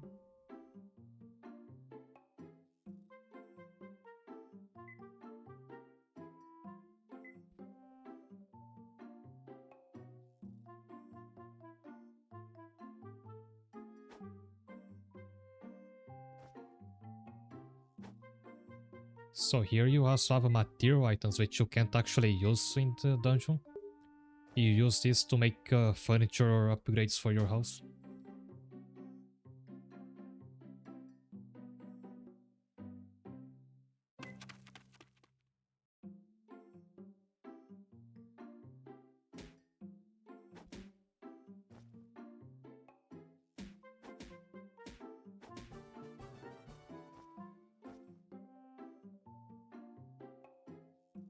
Now that there's a Switch 2, I wonder if there's a Explorers remake coming up. I mean, it's hard to get excited because of how bad Nintendo and especially Pokemon is now. But it's also sad if Rescue Routine DX is the end of the Mystery Dungeon franchise for Pokemon.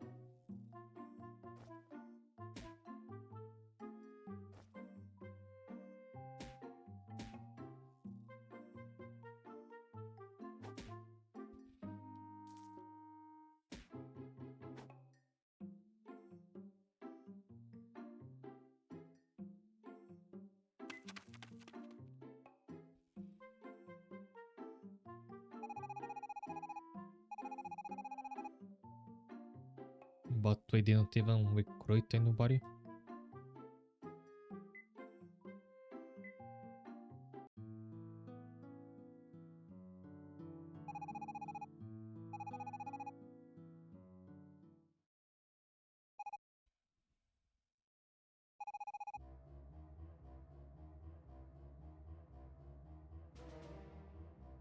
Wait, I don't remember this. Oh, it's that character.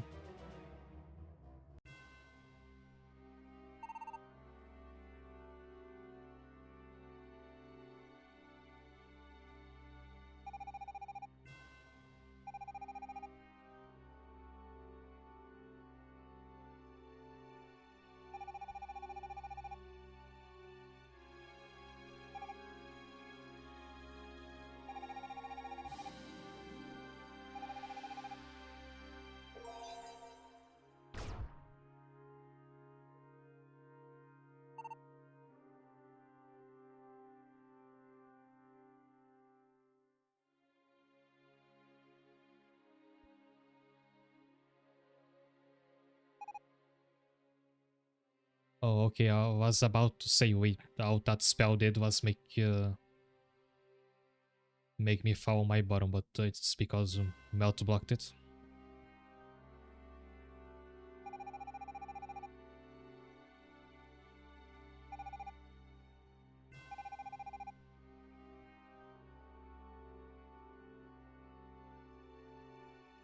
Sorry, this is a zero sin, but I'm distracted by how much that crystal looks like the ones you collect in Crash Bandicoot 3.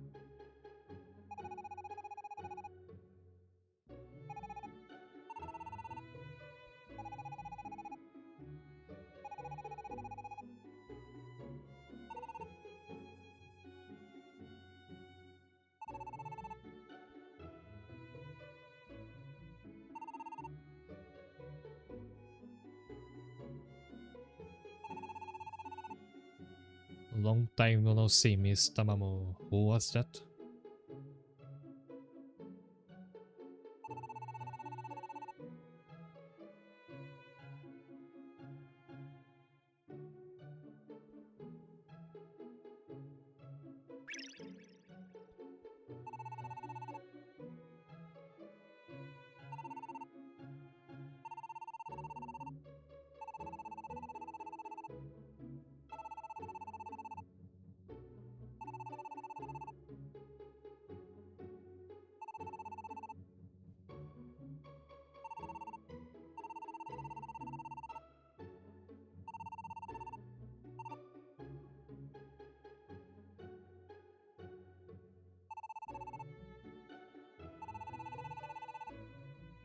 No, I don't remember you, but as a side note, this character is actually in the first game, but she only appears well into the post game. I never reached that point on stream. You might have to come back to Monster Girls 1 in the future to see that.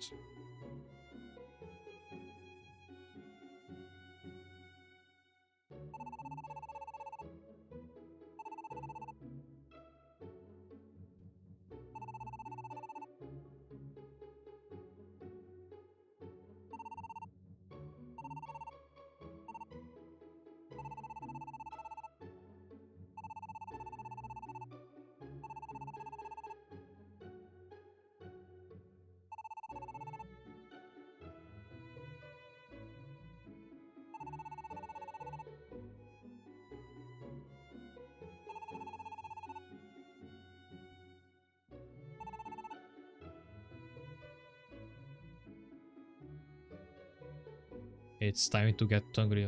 Of course, she meant to say I'm hungry now, or I'm getting hungry, something like that. But that is a very funny way to put it.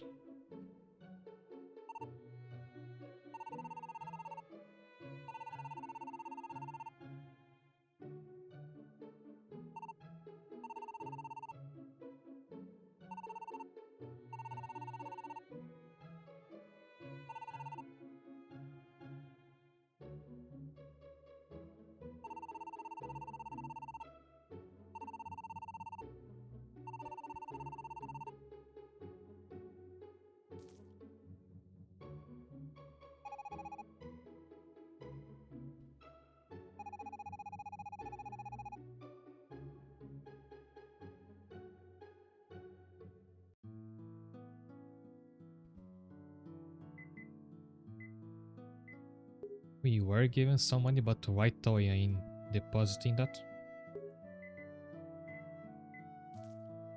And we have a lot of redundant weapons that I could sell.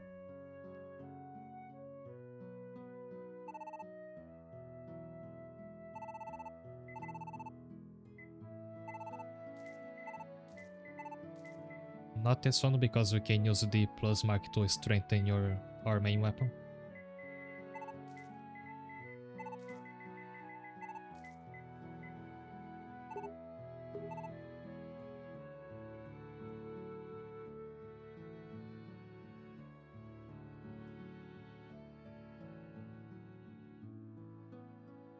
Now I save, and here's another difference from the first game. Your party actually hangs out inside your house.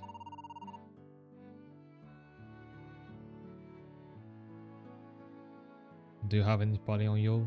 Would you like me to wrap you and eat the pollen? Geez, we barely know each other.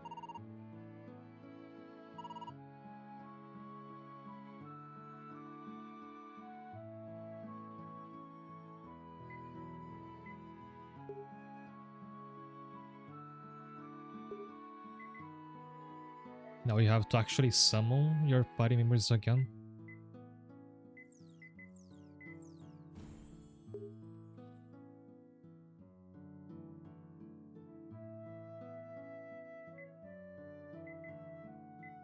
And it's now finally time for a big dungeon. 30 floors on this one.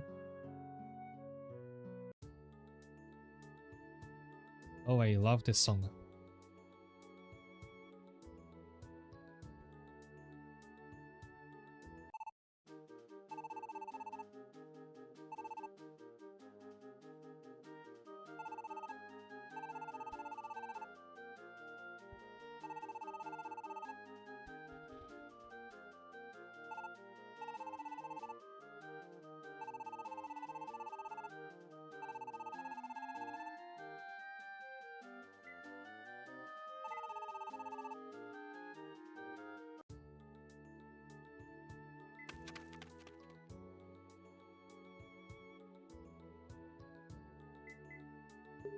Okay, I think all the tutorials are over now. We can actually play the game.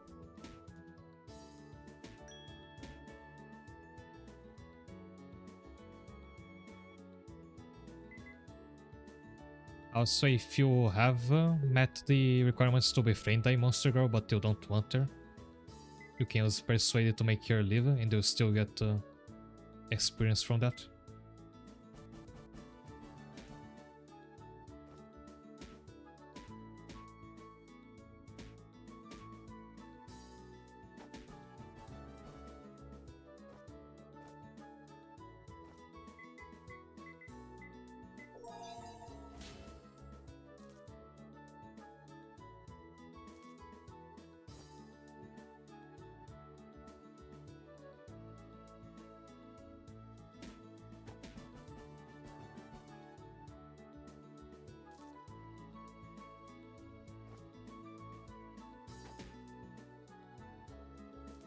A Swift Gamer, I should probably save this to use on the boss. A challenge room of pacifists, that's...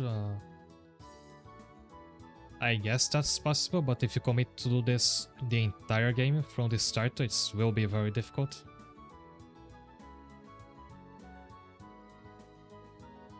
It's a lot easier if you get a succubus on your party, because if you inflict charm on an enemy, you can also use persuade.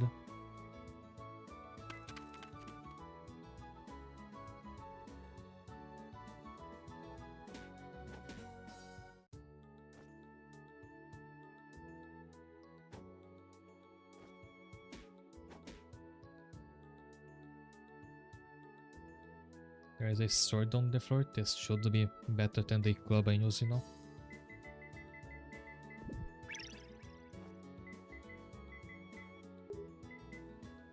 It's the same attack power because the club is upgraded, but it looks cooler, so I keep it.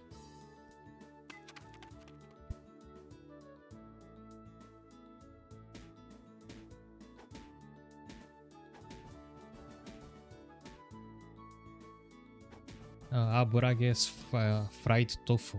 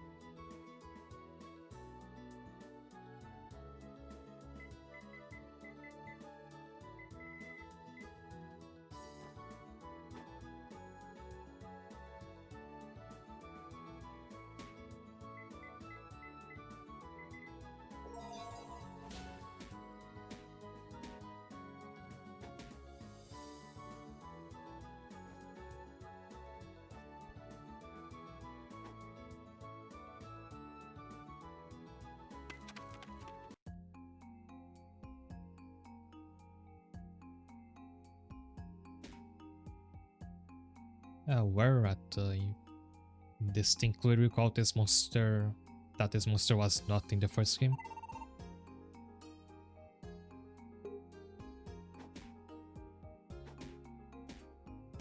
Like, by and large, the sequel plays just like the remaster. Just a few quality of life things will be missing. The main difference will be there's a lot more monster growth species.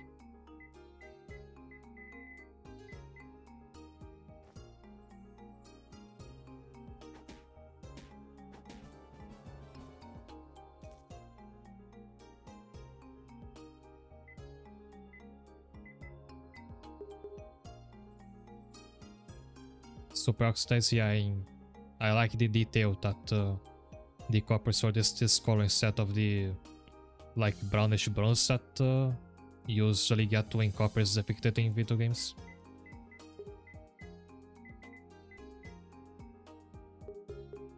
To show that, well, if this sword has been laying on the ground in this dungeon for a long time, of course it's all oxidized.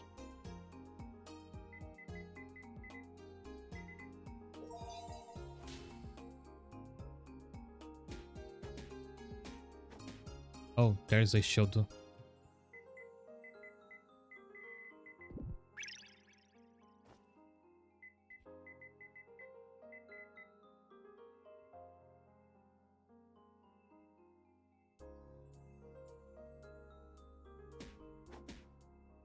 So back when I was going to play the remaster of the first game, I was wondering whether it would retroactively add the new monster growth from the sequel, but it did not do that. We'll just have the original roster again.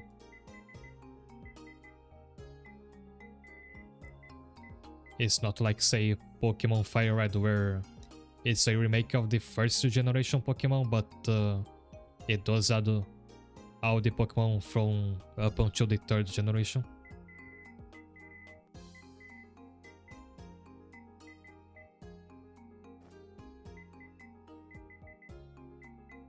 And we found a spear, which I surprised you can find this early.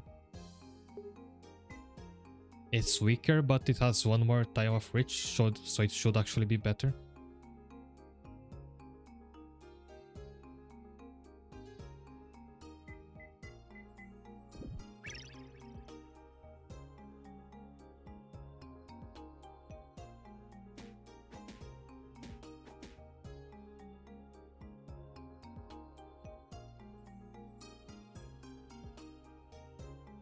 It should cause a tetanus debuff. That's an interesting idea. I never saw that in an RPG.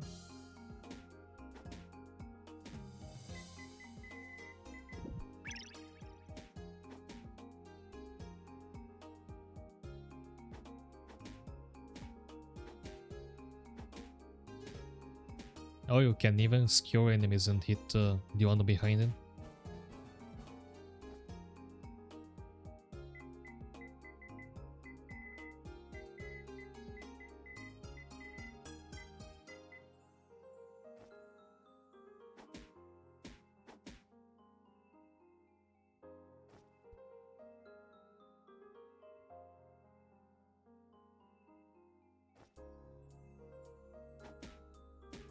Oh, and you can hit through your allies.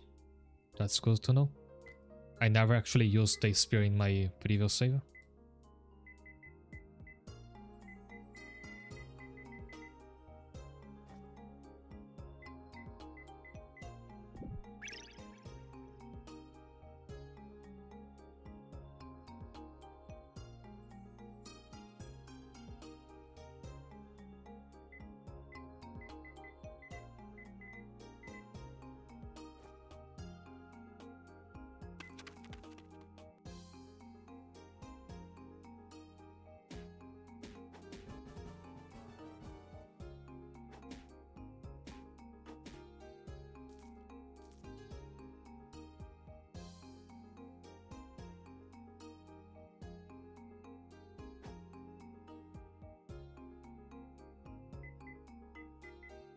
And already I'm dealing with one of my main gripes with this game, which is the very limited inventory space, which you'll never get to expand.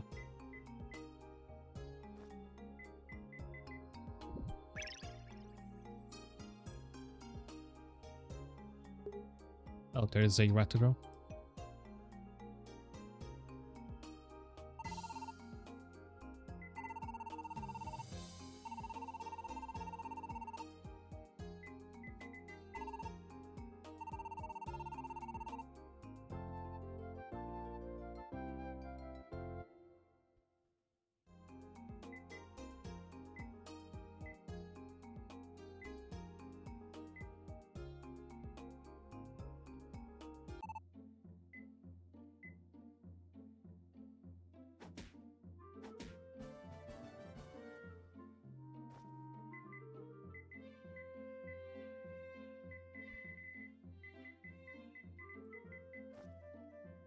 Normally I would hold on to this this equipment to use it to upgrade my main weapon, but we are going to be stuck with this until the end of the dungeon, and I wanted to free storage space.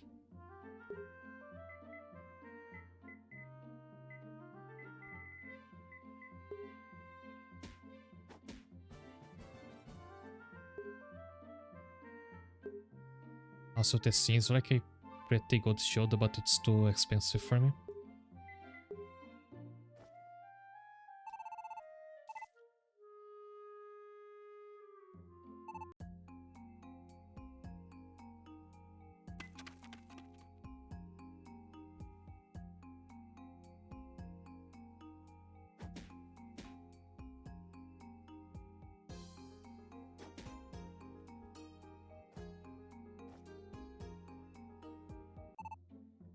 Oh, there you are again.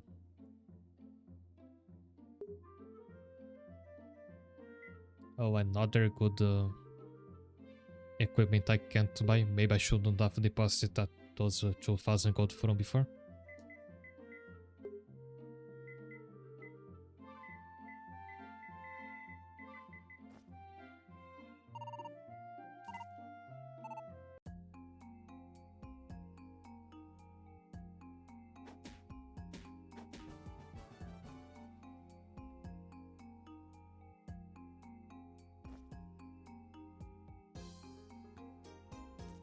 Okay, she knows I'm watching how much I love her.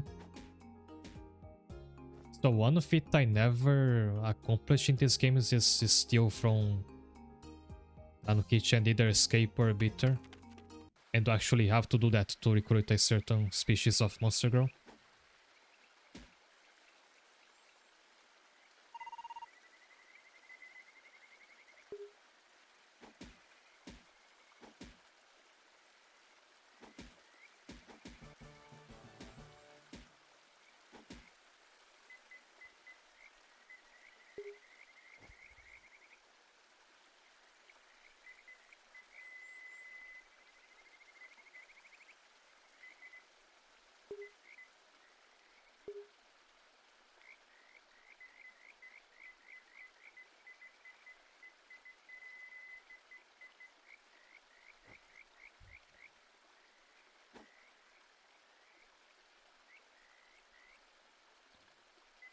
A swap staff might be more useful than a knockback staff. Especially if there's one, like one of those little islands we fight and start are surrounded by water. And we need something like this to access them.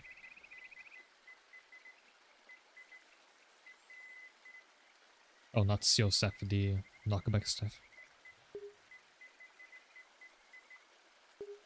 I actually don't know if this swap staff works on items. I can try that now. Oh, not that way. Yes, it does.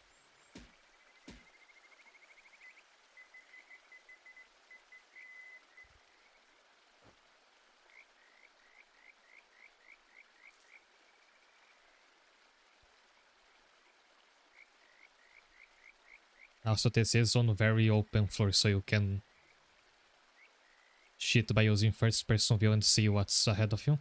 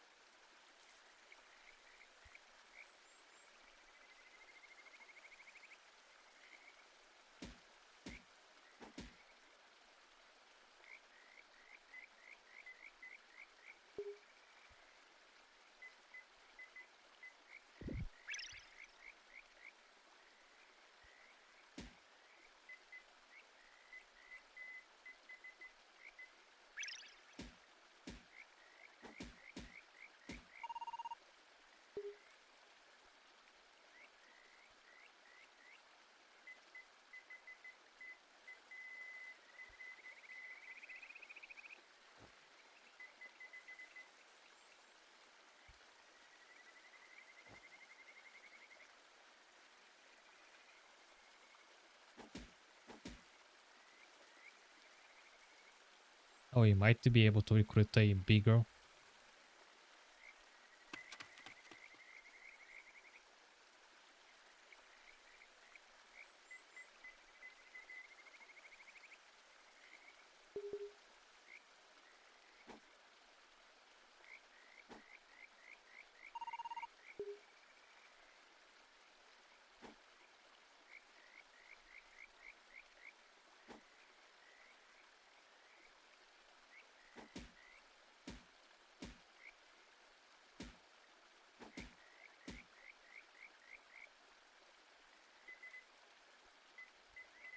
You need to get your love up a bit.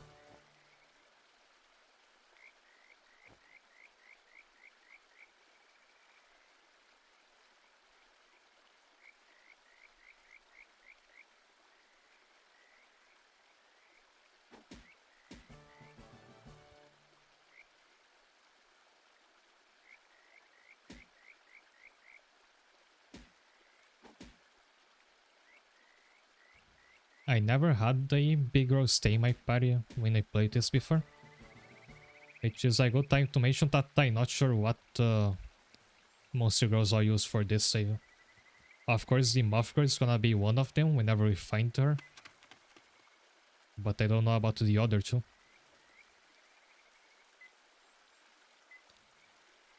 Also, there's an alpha monster here and I'm not sure why we can take on her. I guess if we spun status effects, we might be able to kill her.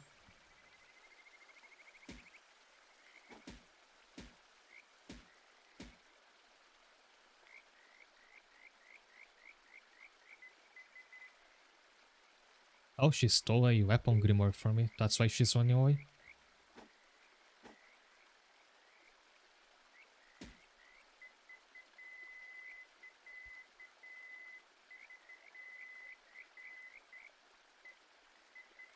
Also, I lost that heal pouch I had at some point.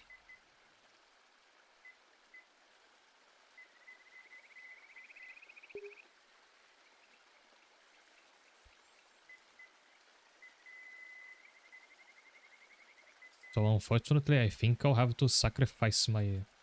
Oh no, I can't need the Aburage to heal. I think.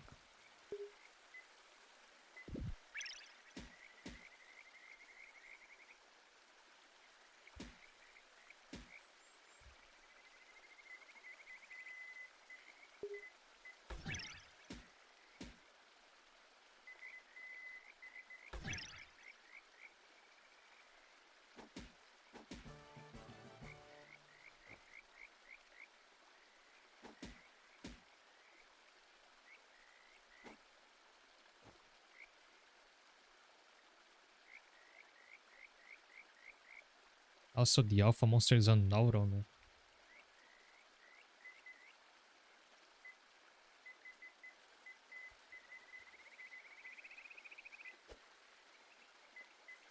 I can't paralyze her because I guess I'm too far away. And now the fruit is blocking me from using a staff on her. Oh, nice. So one problem that's definitely makes the sequel harder than the remaster is there's one CPU mode missing for the monster girls, so when their love is high enough, you can change like their strategy to like either follow you, go after enemies and such. The remaster had one called like Fight Together or something like that. It made the your friends follow you, but whenever there was an enemy nearby, they would move to be on your side to help you fight. That's missing from this game. So they will follow you, but they will not intelligently move to help you fight enemies. And you have to wrangle them to do that.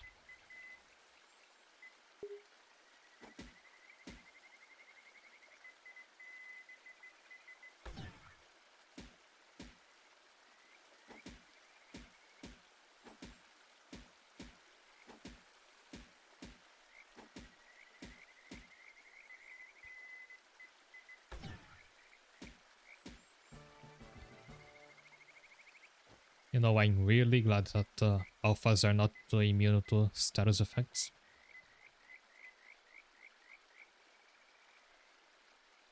Oh, and we can now inflict charm on command. That's interesting. It's interesting, but is it better than having the Jutile reach of the spear? That I'm not sure about. Because you, of course, need to use MP to use the charm slash, but MP recovers really slowly in this game. And basically you can only use your skills once in a blue moon.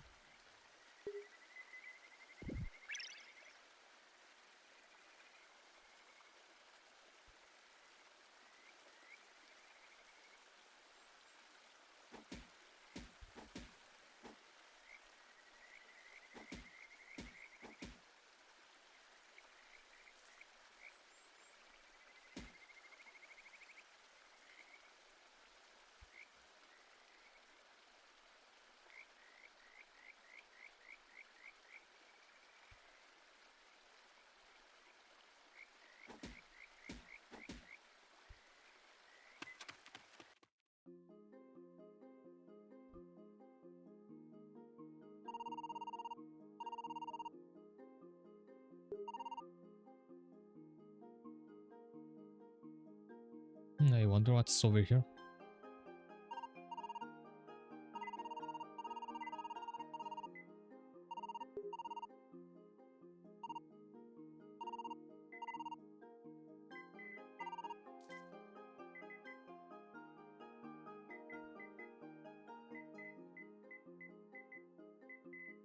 I think you can't transfer a weapon skill to another by synthesizing.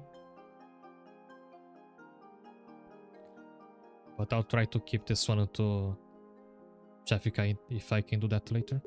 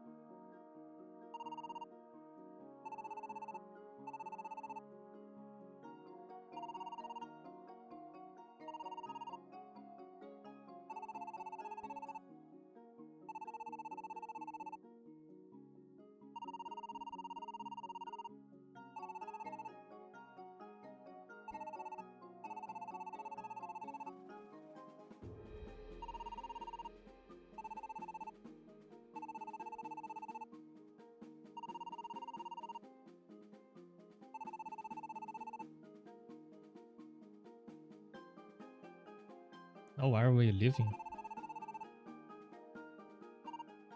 I thought we'd actually play the full dungeon. At least we can debloat our inventory like this. I was thinking of maybe keeping the big girl on the party, befriending the moth later, and then a third insect girl. So we can have a full bug girl team.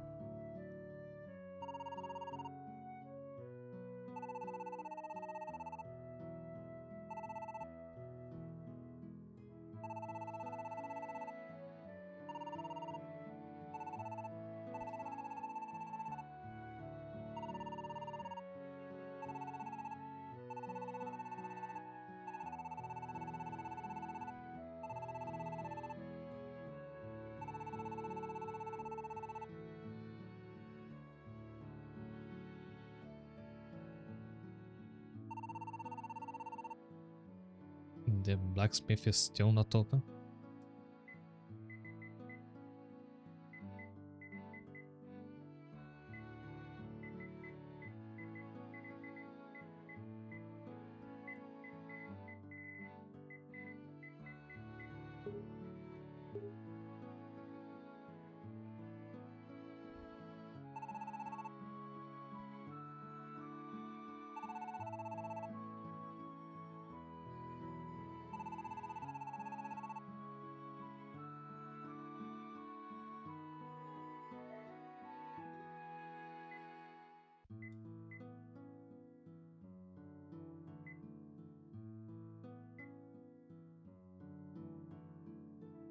I should put this right next to the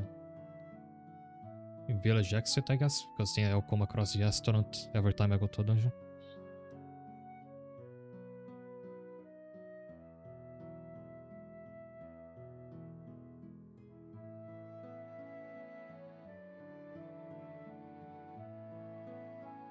I'm trying to get a very small like rotation on it, but it's difficult.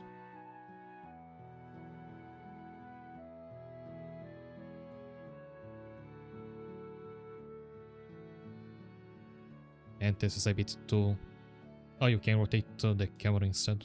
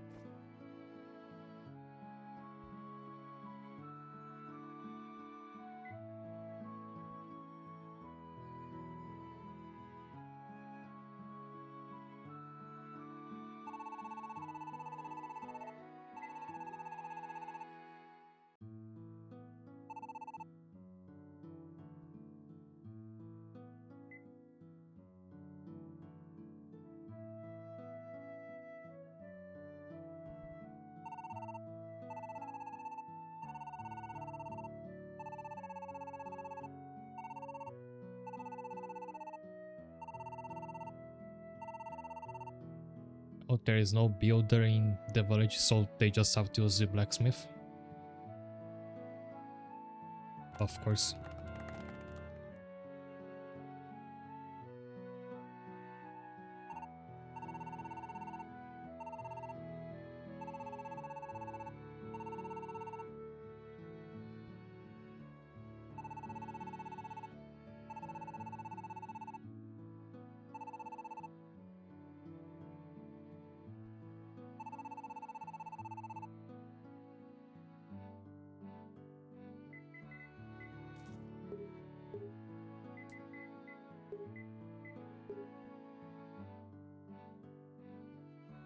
Alright, so we have the restaurant again. With a much more limited menu. That's because you actually have to unlock the other dishes by... the more food you buy, the more you unlock.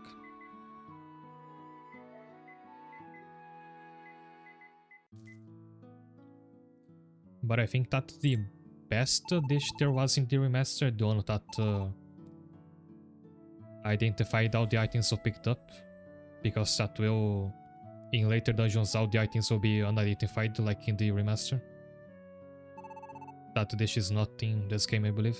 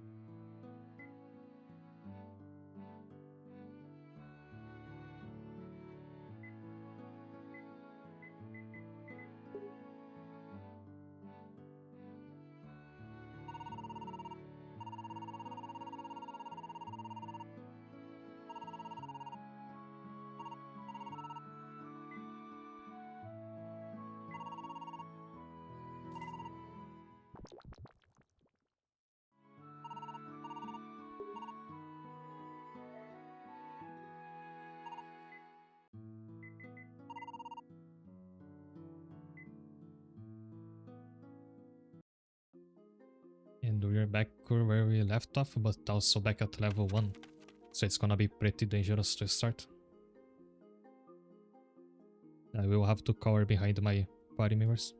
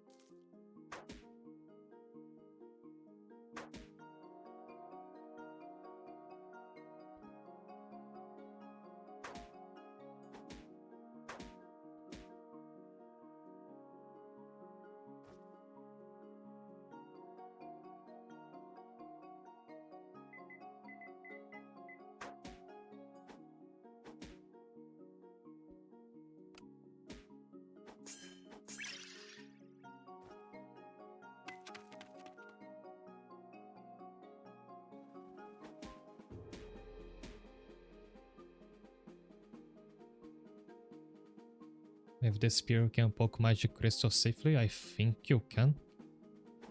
I can try this out and I find another one.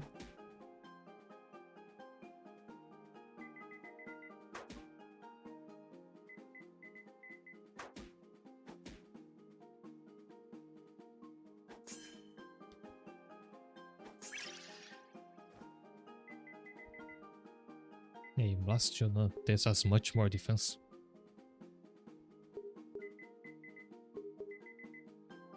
Nice.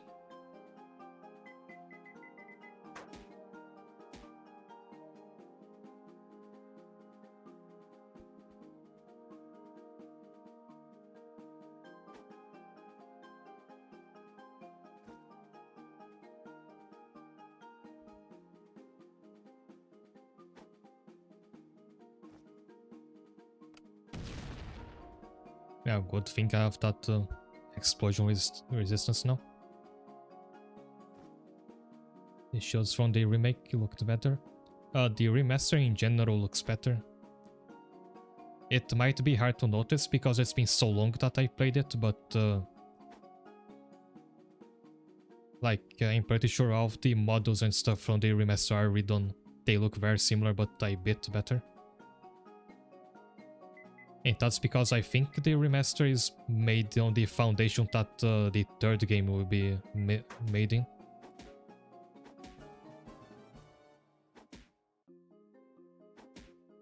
I'm guessing that the developer was just refactoring the engine for the third game and decided to remaster the first one in it.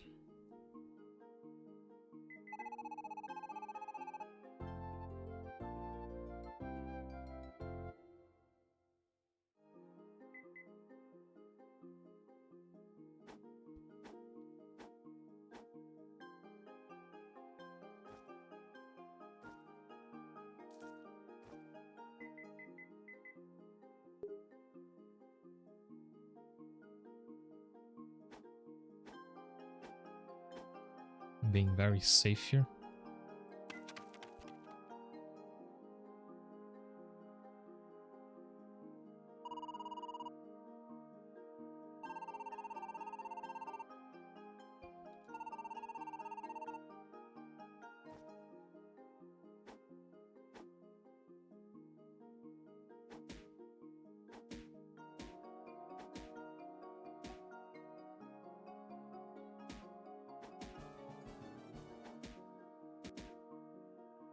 No, not the bigger.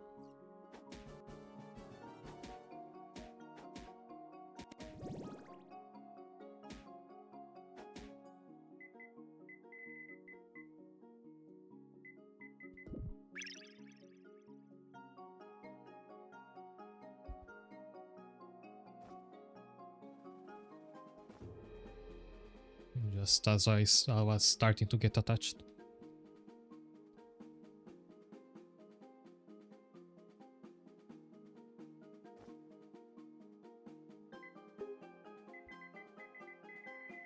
Now they should have brought more arrows. I forgot their damage is actually pretty good for the early game.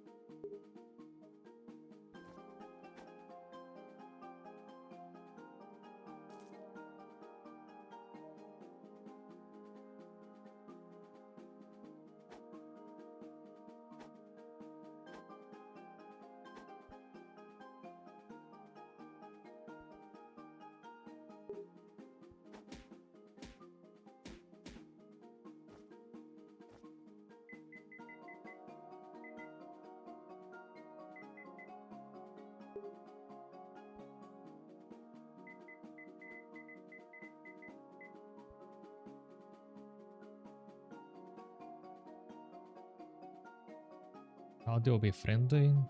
Train off again. It's just say big bread.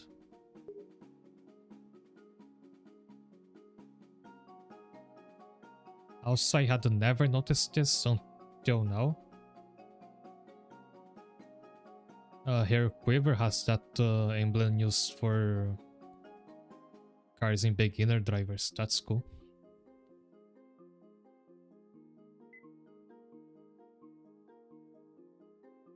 Do I have a big bread?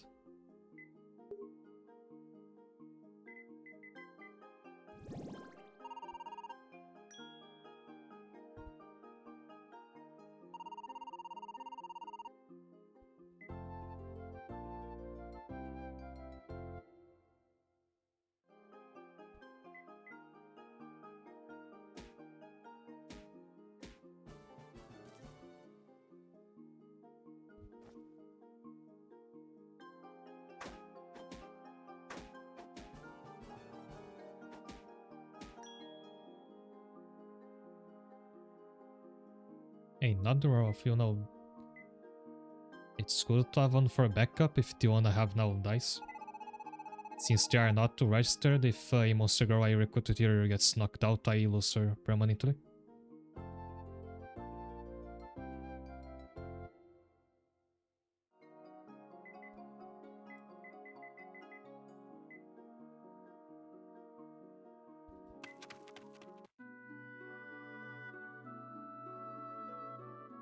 So let's try to hit a harmful crystal with this spear.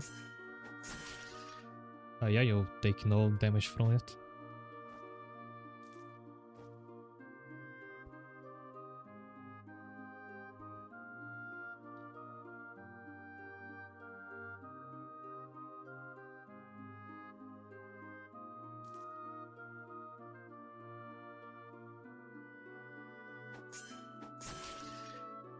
And sometimes they'll drop a material which is started to gather normally.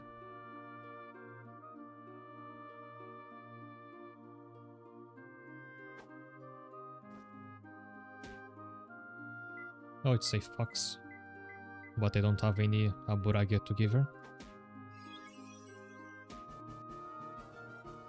But I might be able to recruit this mermaid. I think she wants a manicure package. Oh no, she doesn't. So I guess I just wasted that.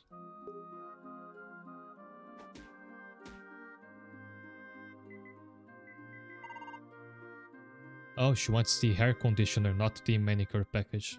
I mistook her for another monster.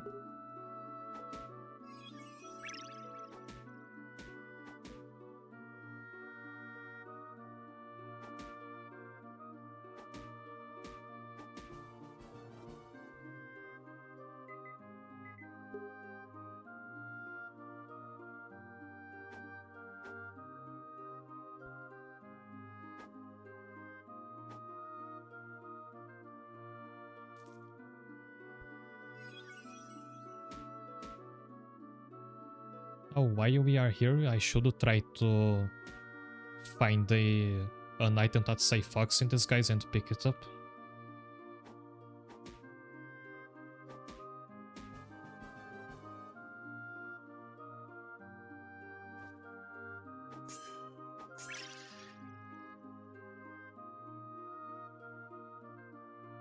So if you're looking for that, you have to pay attention on the map and see if an item seems to pop up from nowhere.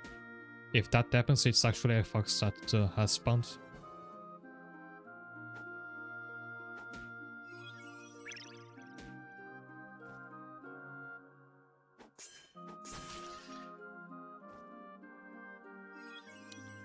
Oh, it was that one.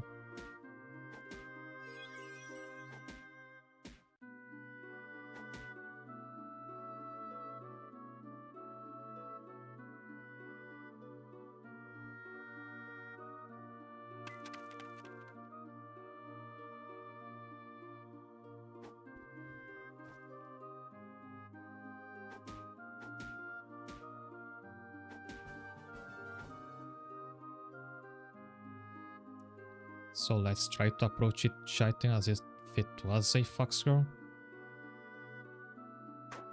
We have to get our party to move a certain way. Here. Now one of them is standing on top of the item. So even if it is a fox, she won't transform because of this. And if it is a fox, it will tell you in the description. This one doesn't comment on it, so it's just a normal fruit.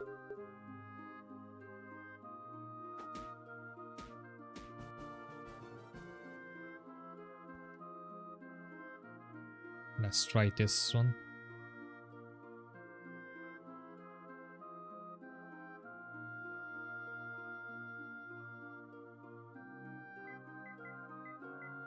And not this either, it's just a normal bread.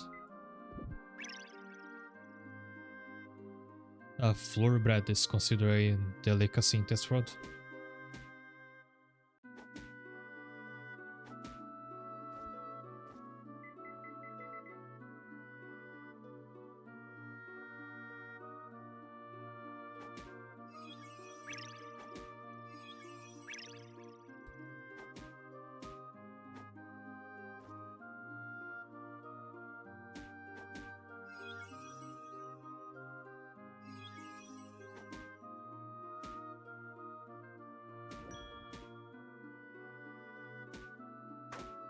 I activated the... Oh, I accidentally triggered the friendship requirement for her.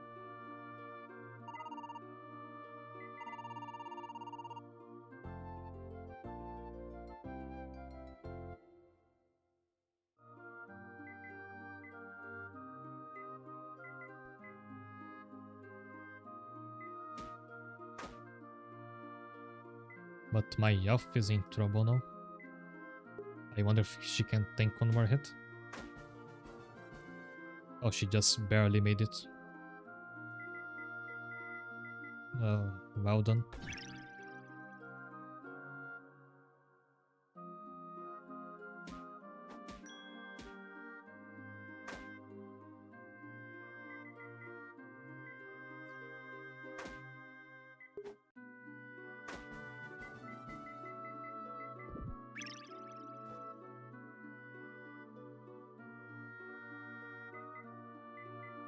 Now here's where I would have used that to swap staff from before if I had brought it along.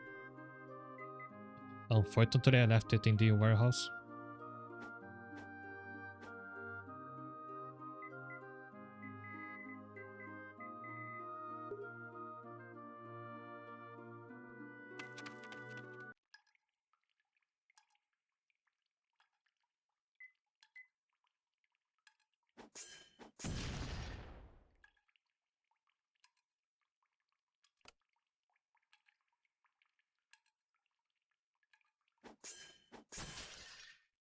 Oh, whoops.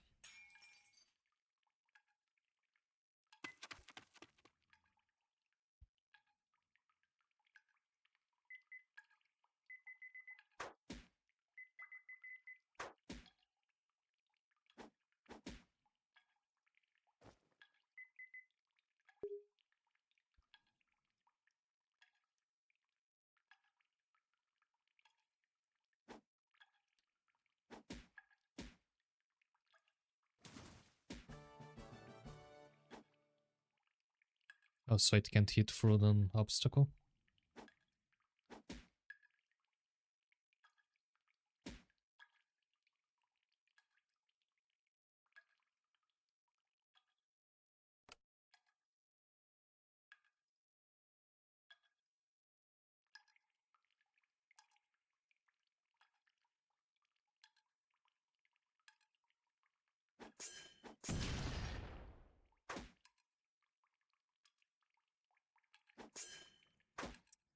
My elf is shooting her own allies because she can't account for them being on the way.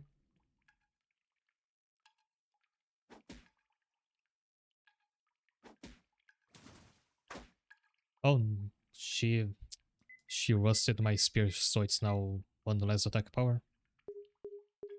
I forgot to say you have to avoid as much as possible being next to a slugger because they can do this. I dislike how you can't record the whereabouts at this point. Yeah, I think you can only recruit the ones that are summoned by a vampire, I think.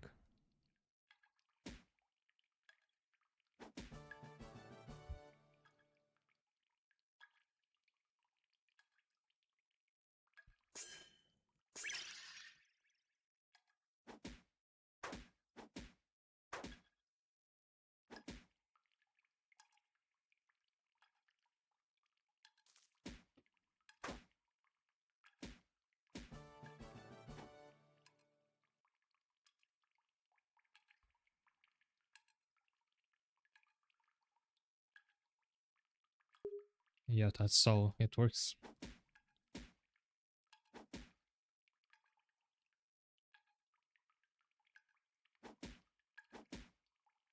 Maybe this Grimoire is a fox. I don't think I can make a party member walk over it though. The remaster let you push your party members around, but you can do this in this one. Oh, you can do the debuff.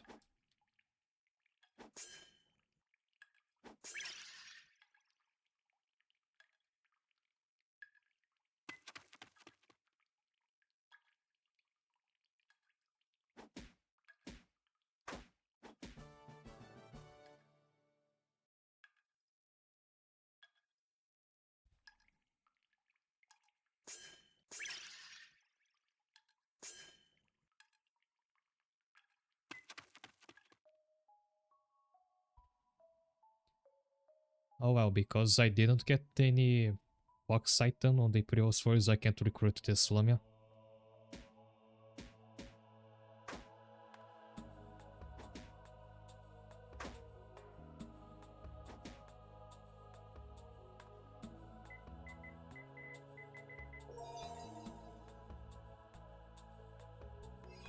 Or, oh, I can.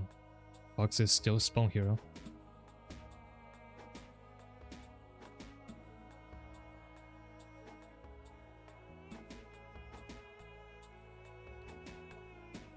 So the full map is revealed now.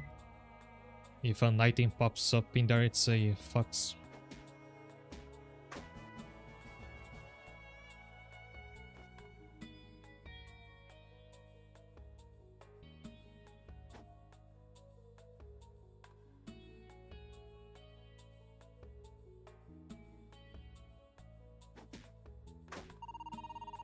Ouch.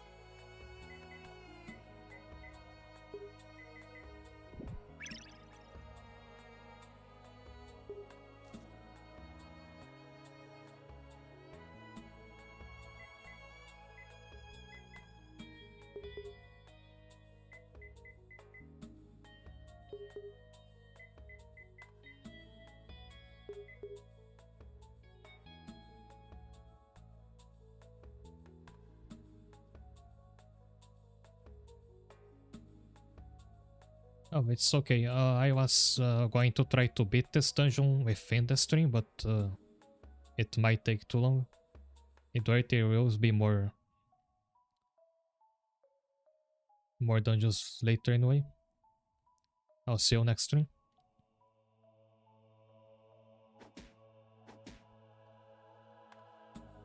Was this shield here before? Yes, it was.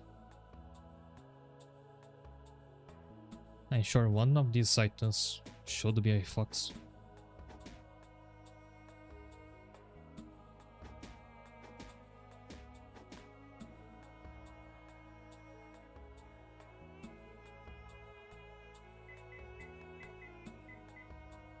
Oh yes, there it is.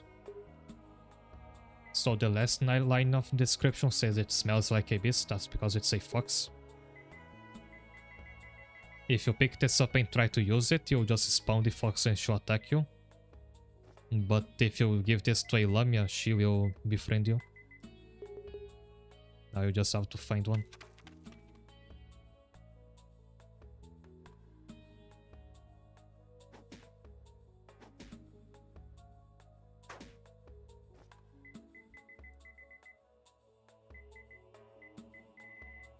While we're at it, we can try to beat this other alpha monster.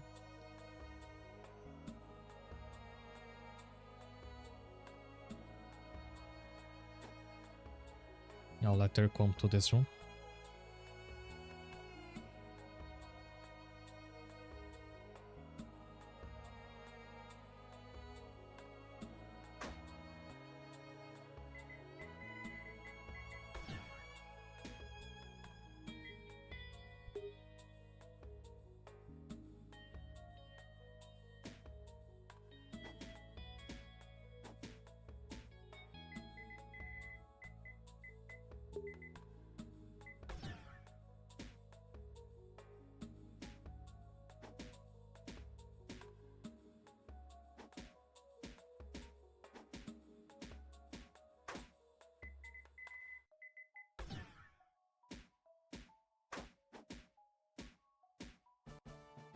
Nice.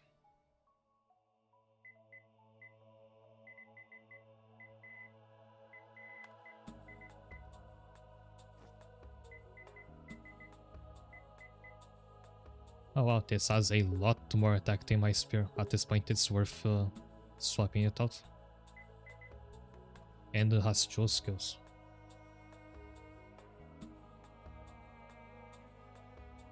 When HP restored, the HP adjacent to allies will also be restored a little. That seems pretty strong.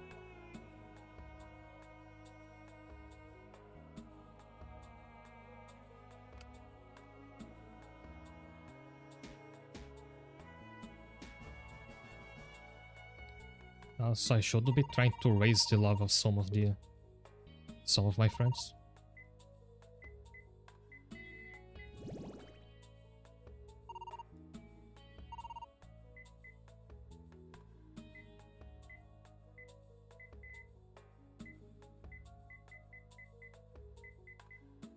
But everything I have now is kinda useful.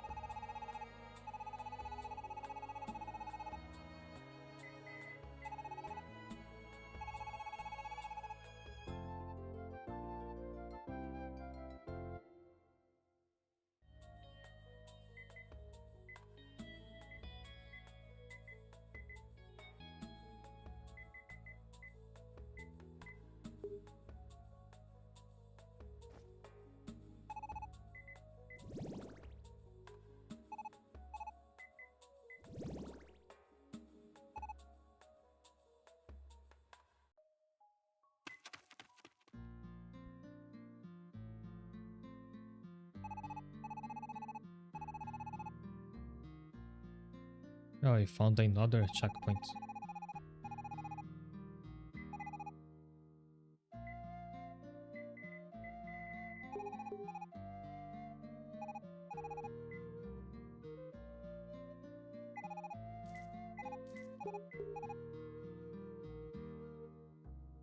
Now you can go back to the village and return this checkpoint later, but remember your level will drop all the way back to 1 if you do that.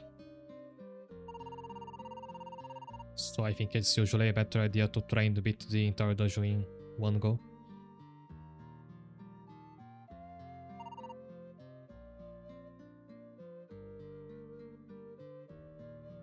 Big snake tail, it's sure yes. I think I'll try to summon that llama into my main party.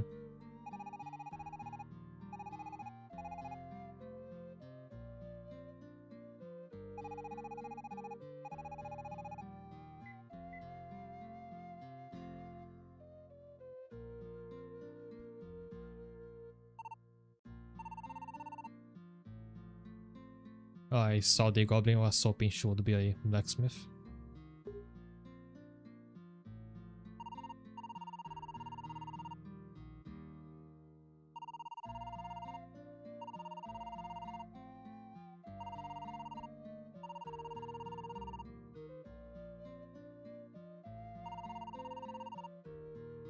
If you see any monster with tails, bring them to me.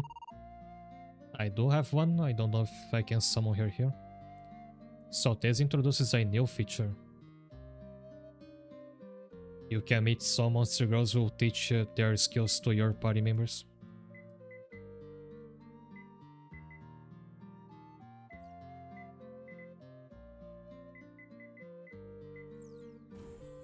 Oh, you can summon for free when you're at a checkpoint. It doesn't lose any mana.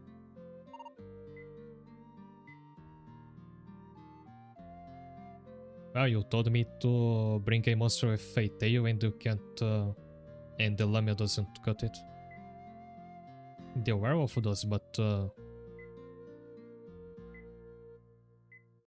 she doesn't really need the waving tails. This debuffs an enemy's defense.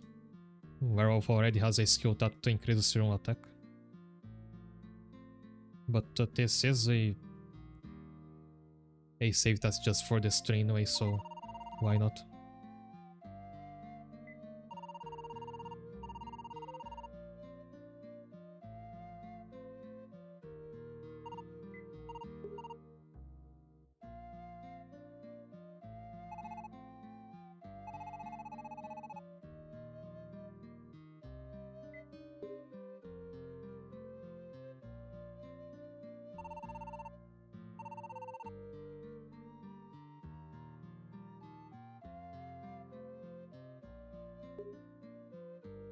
anything down there? Oh.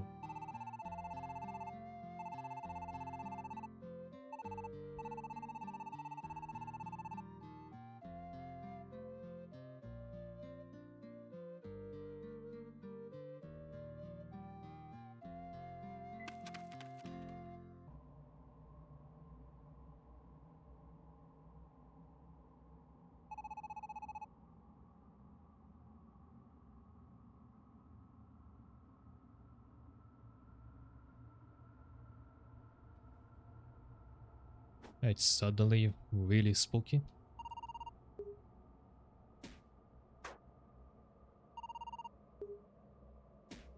I forgot I don't have the spear's range anymore. I do have a lot more damage though.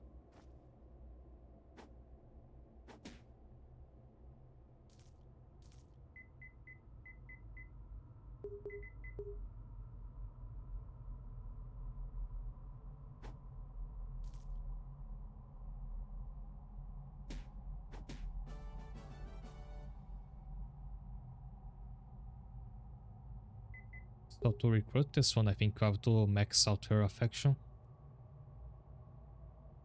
Which means you need to be willing to give away a lot of items.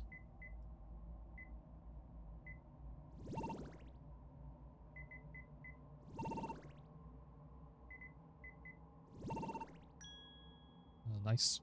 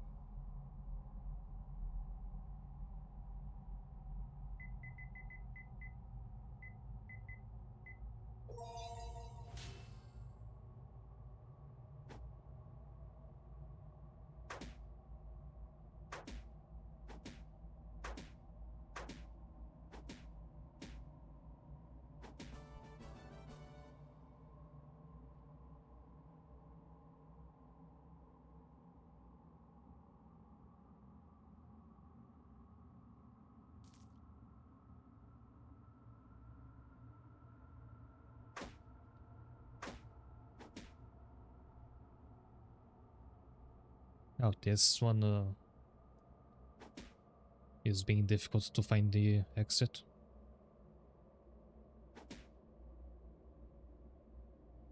Oh, maybe it was to the right over there on the top.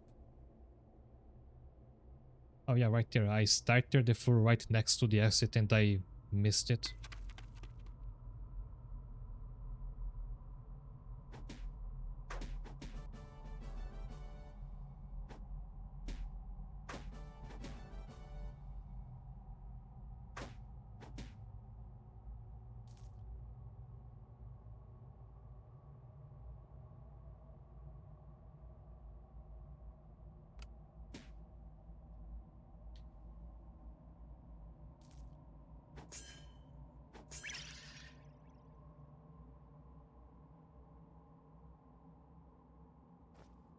Also, I will be ending the stream soon, but I wanted to at least advance to another floor team before that. Because this is a very dreary one to end the stream on.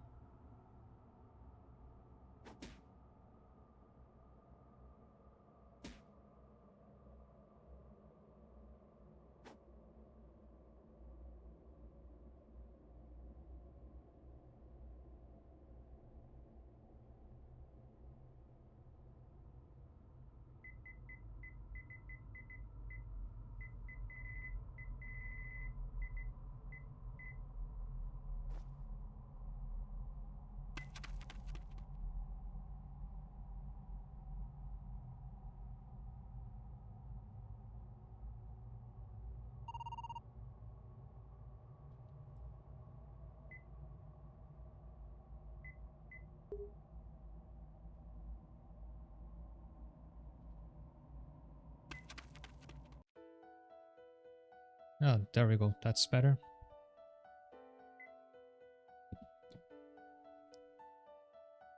So tomorrow I will not be continuing this game because I will stream Arknights again. Last time I said I would stream Arknights to play Bastion Defense, the one mode I had mostly skipped in the Icebreaker games. But then I neglected the fact that this week a new chapter in the main story of Arknights would come out, and it's available now.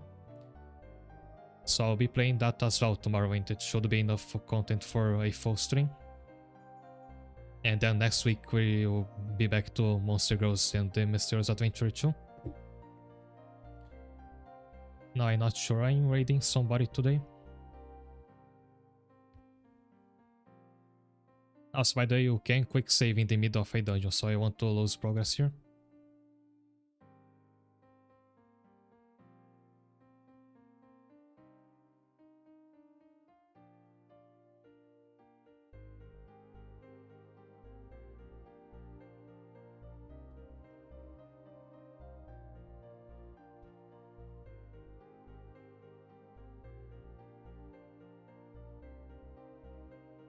Now, there is an acquaintance of the stream who's stream right now, so I guess I'll raid them today.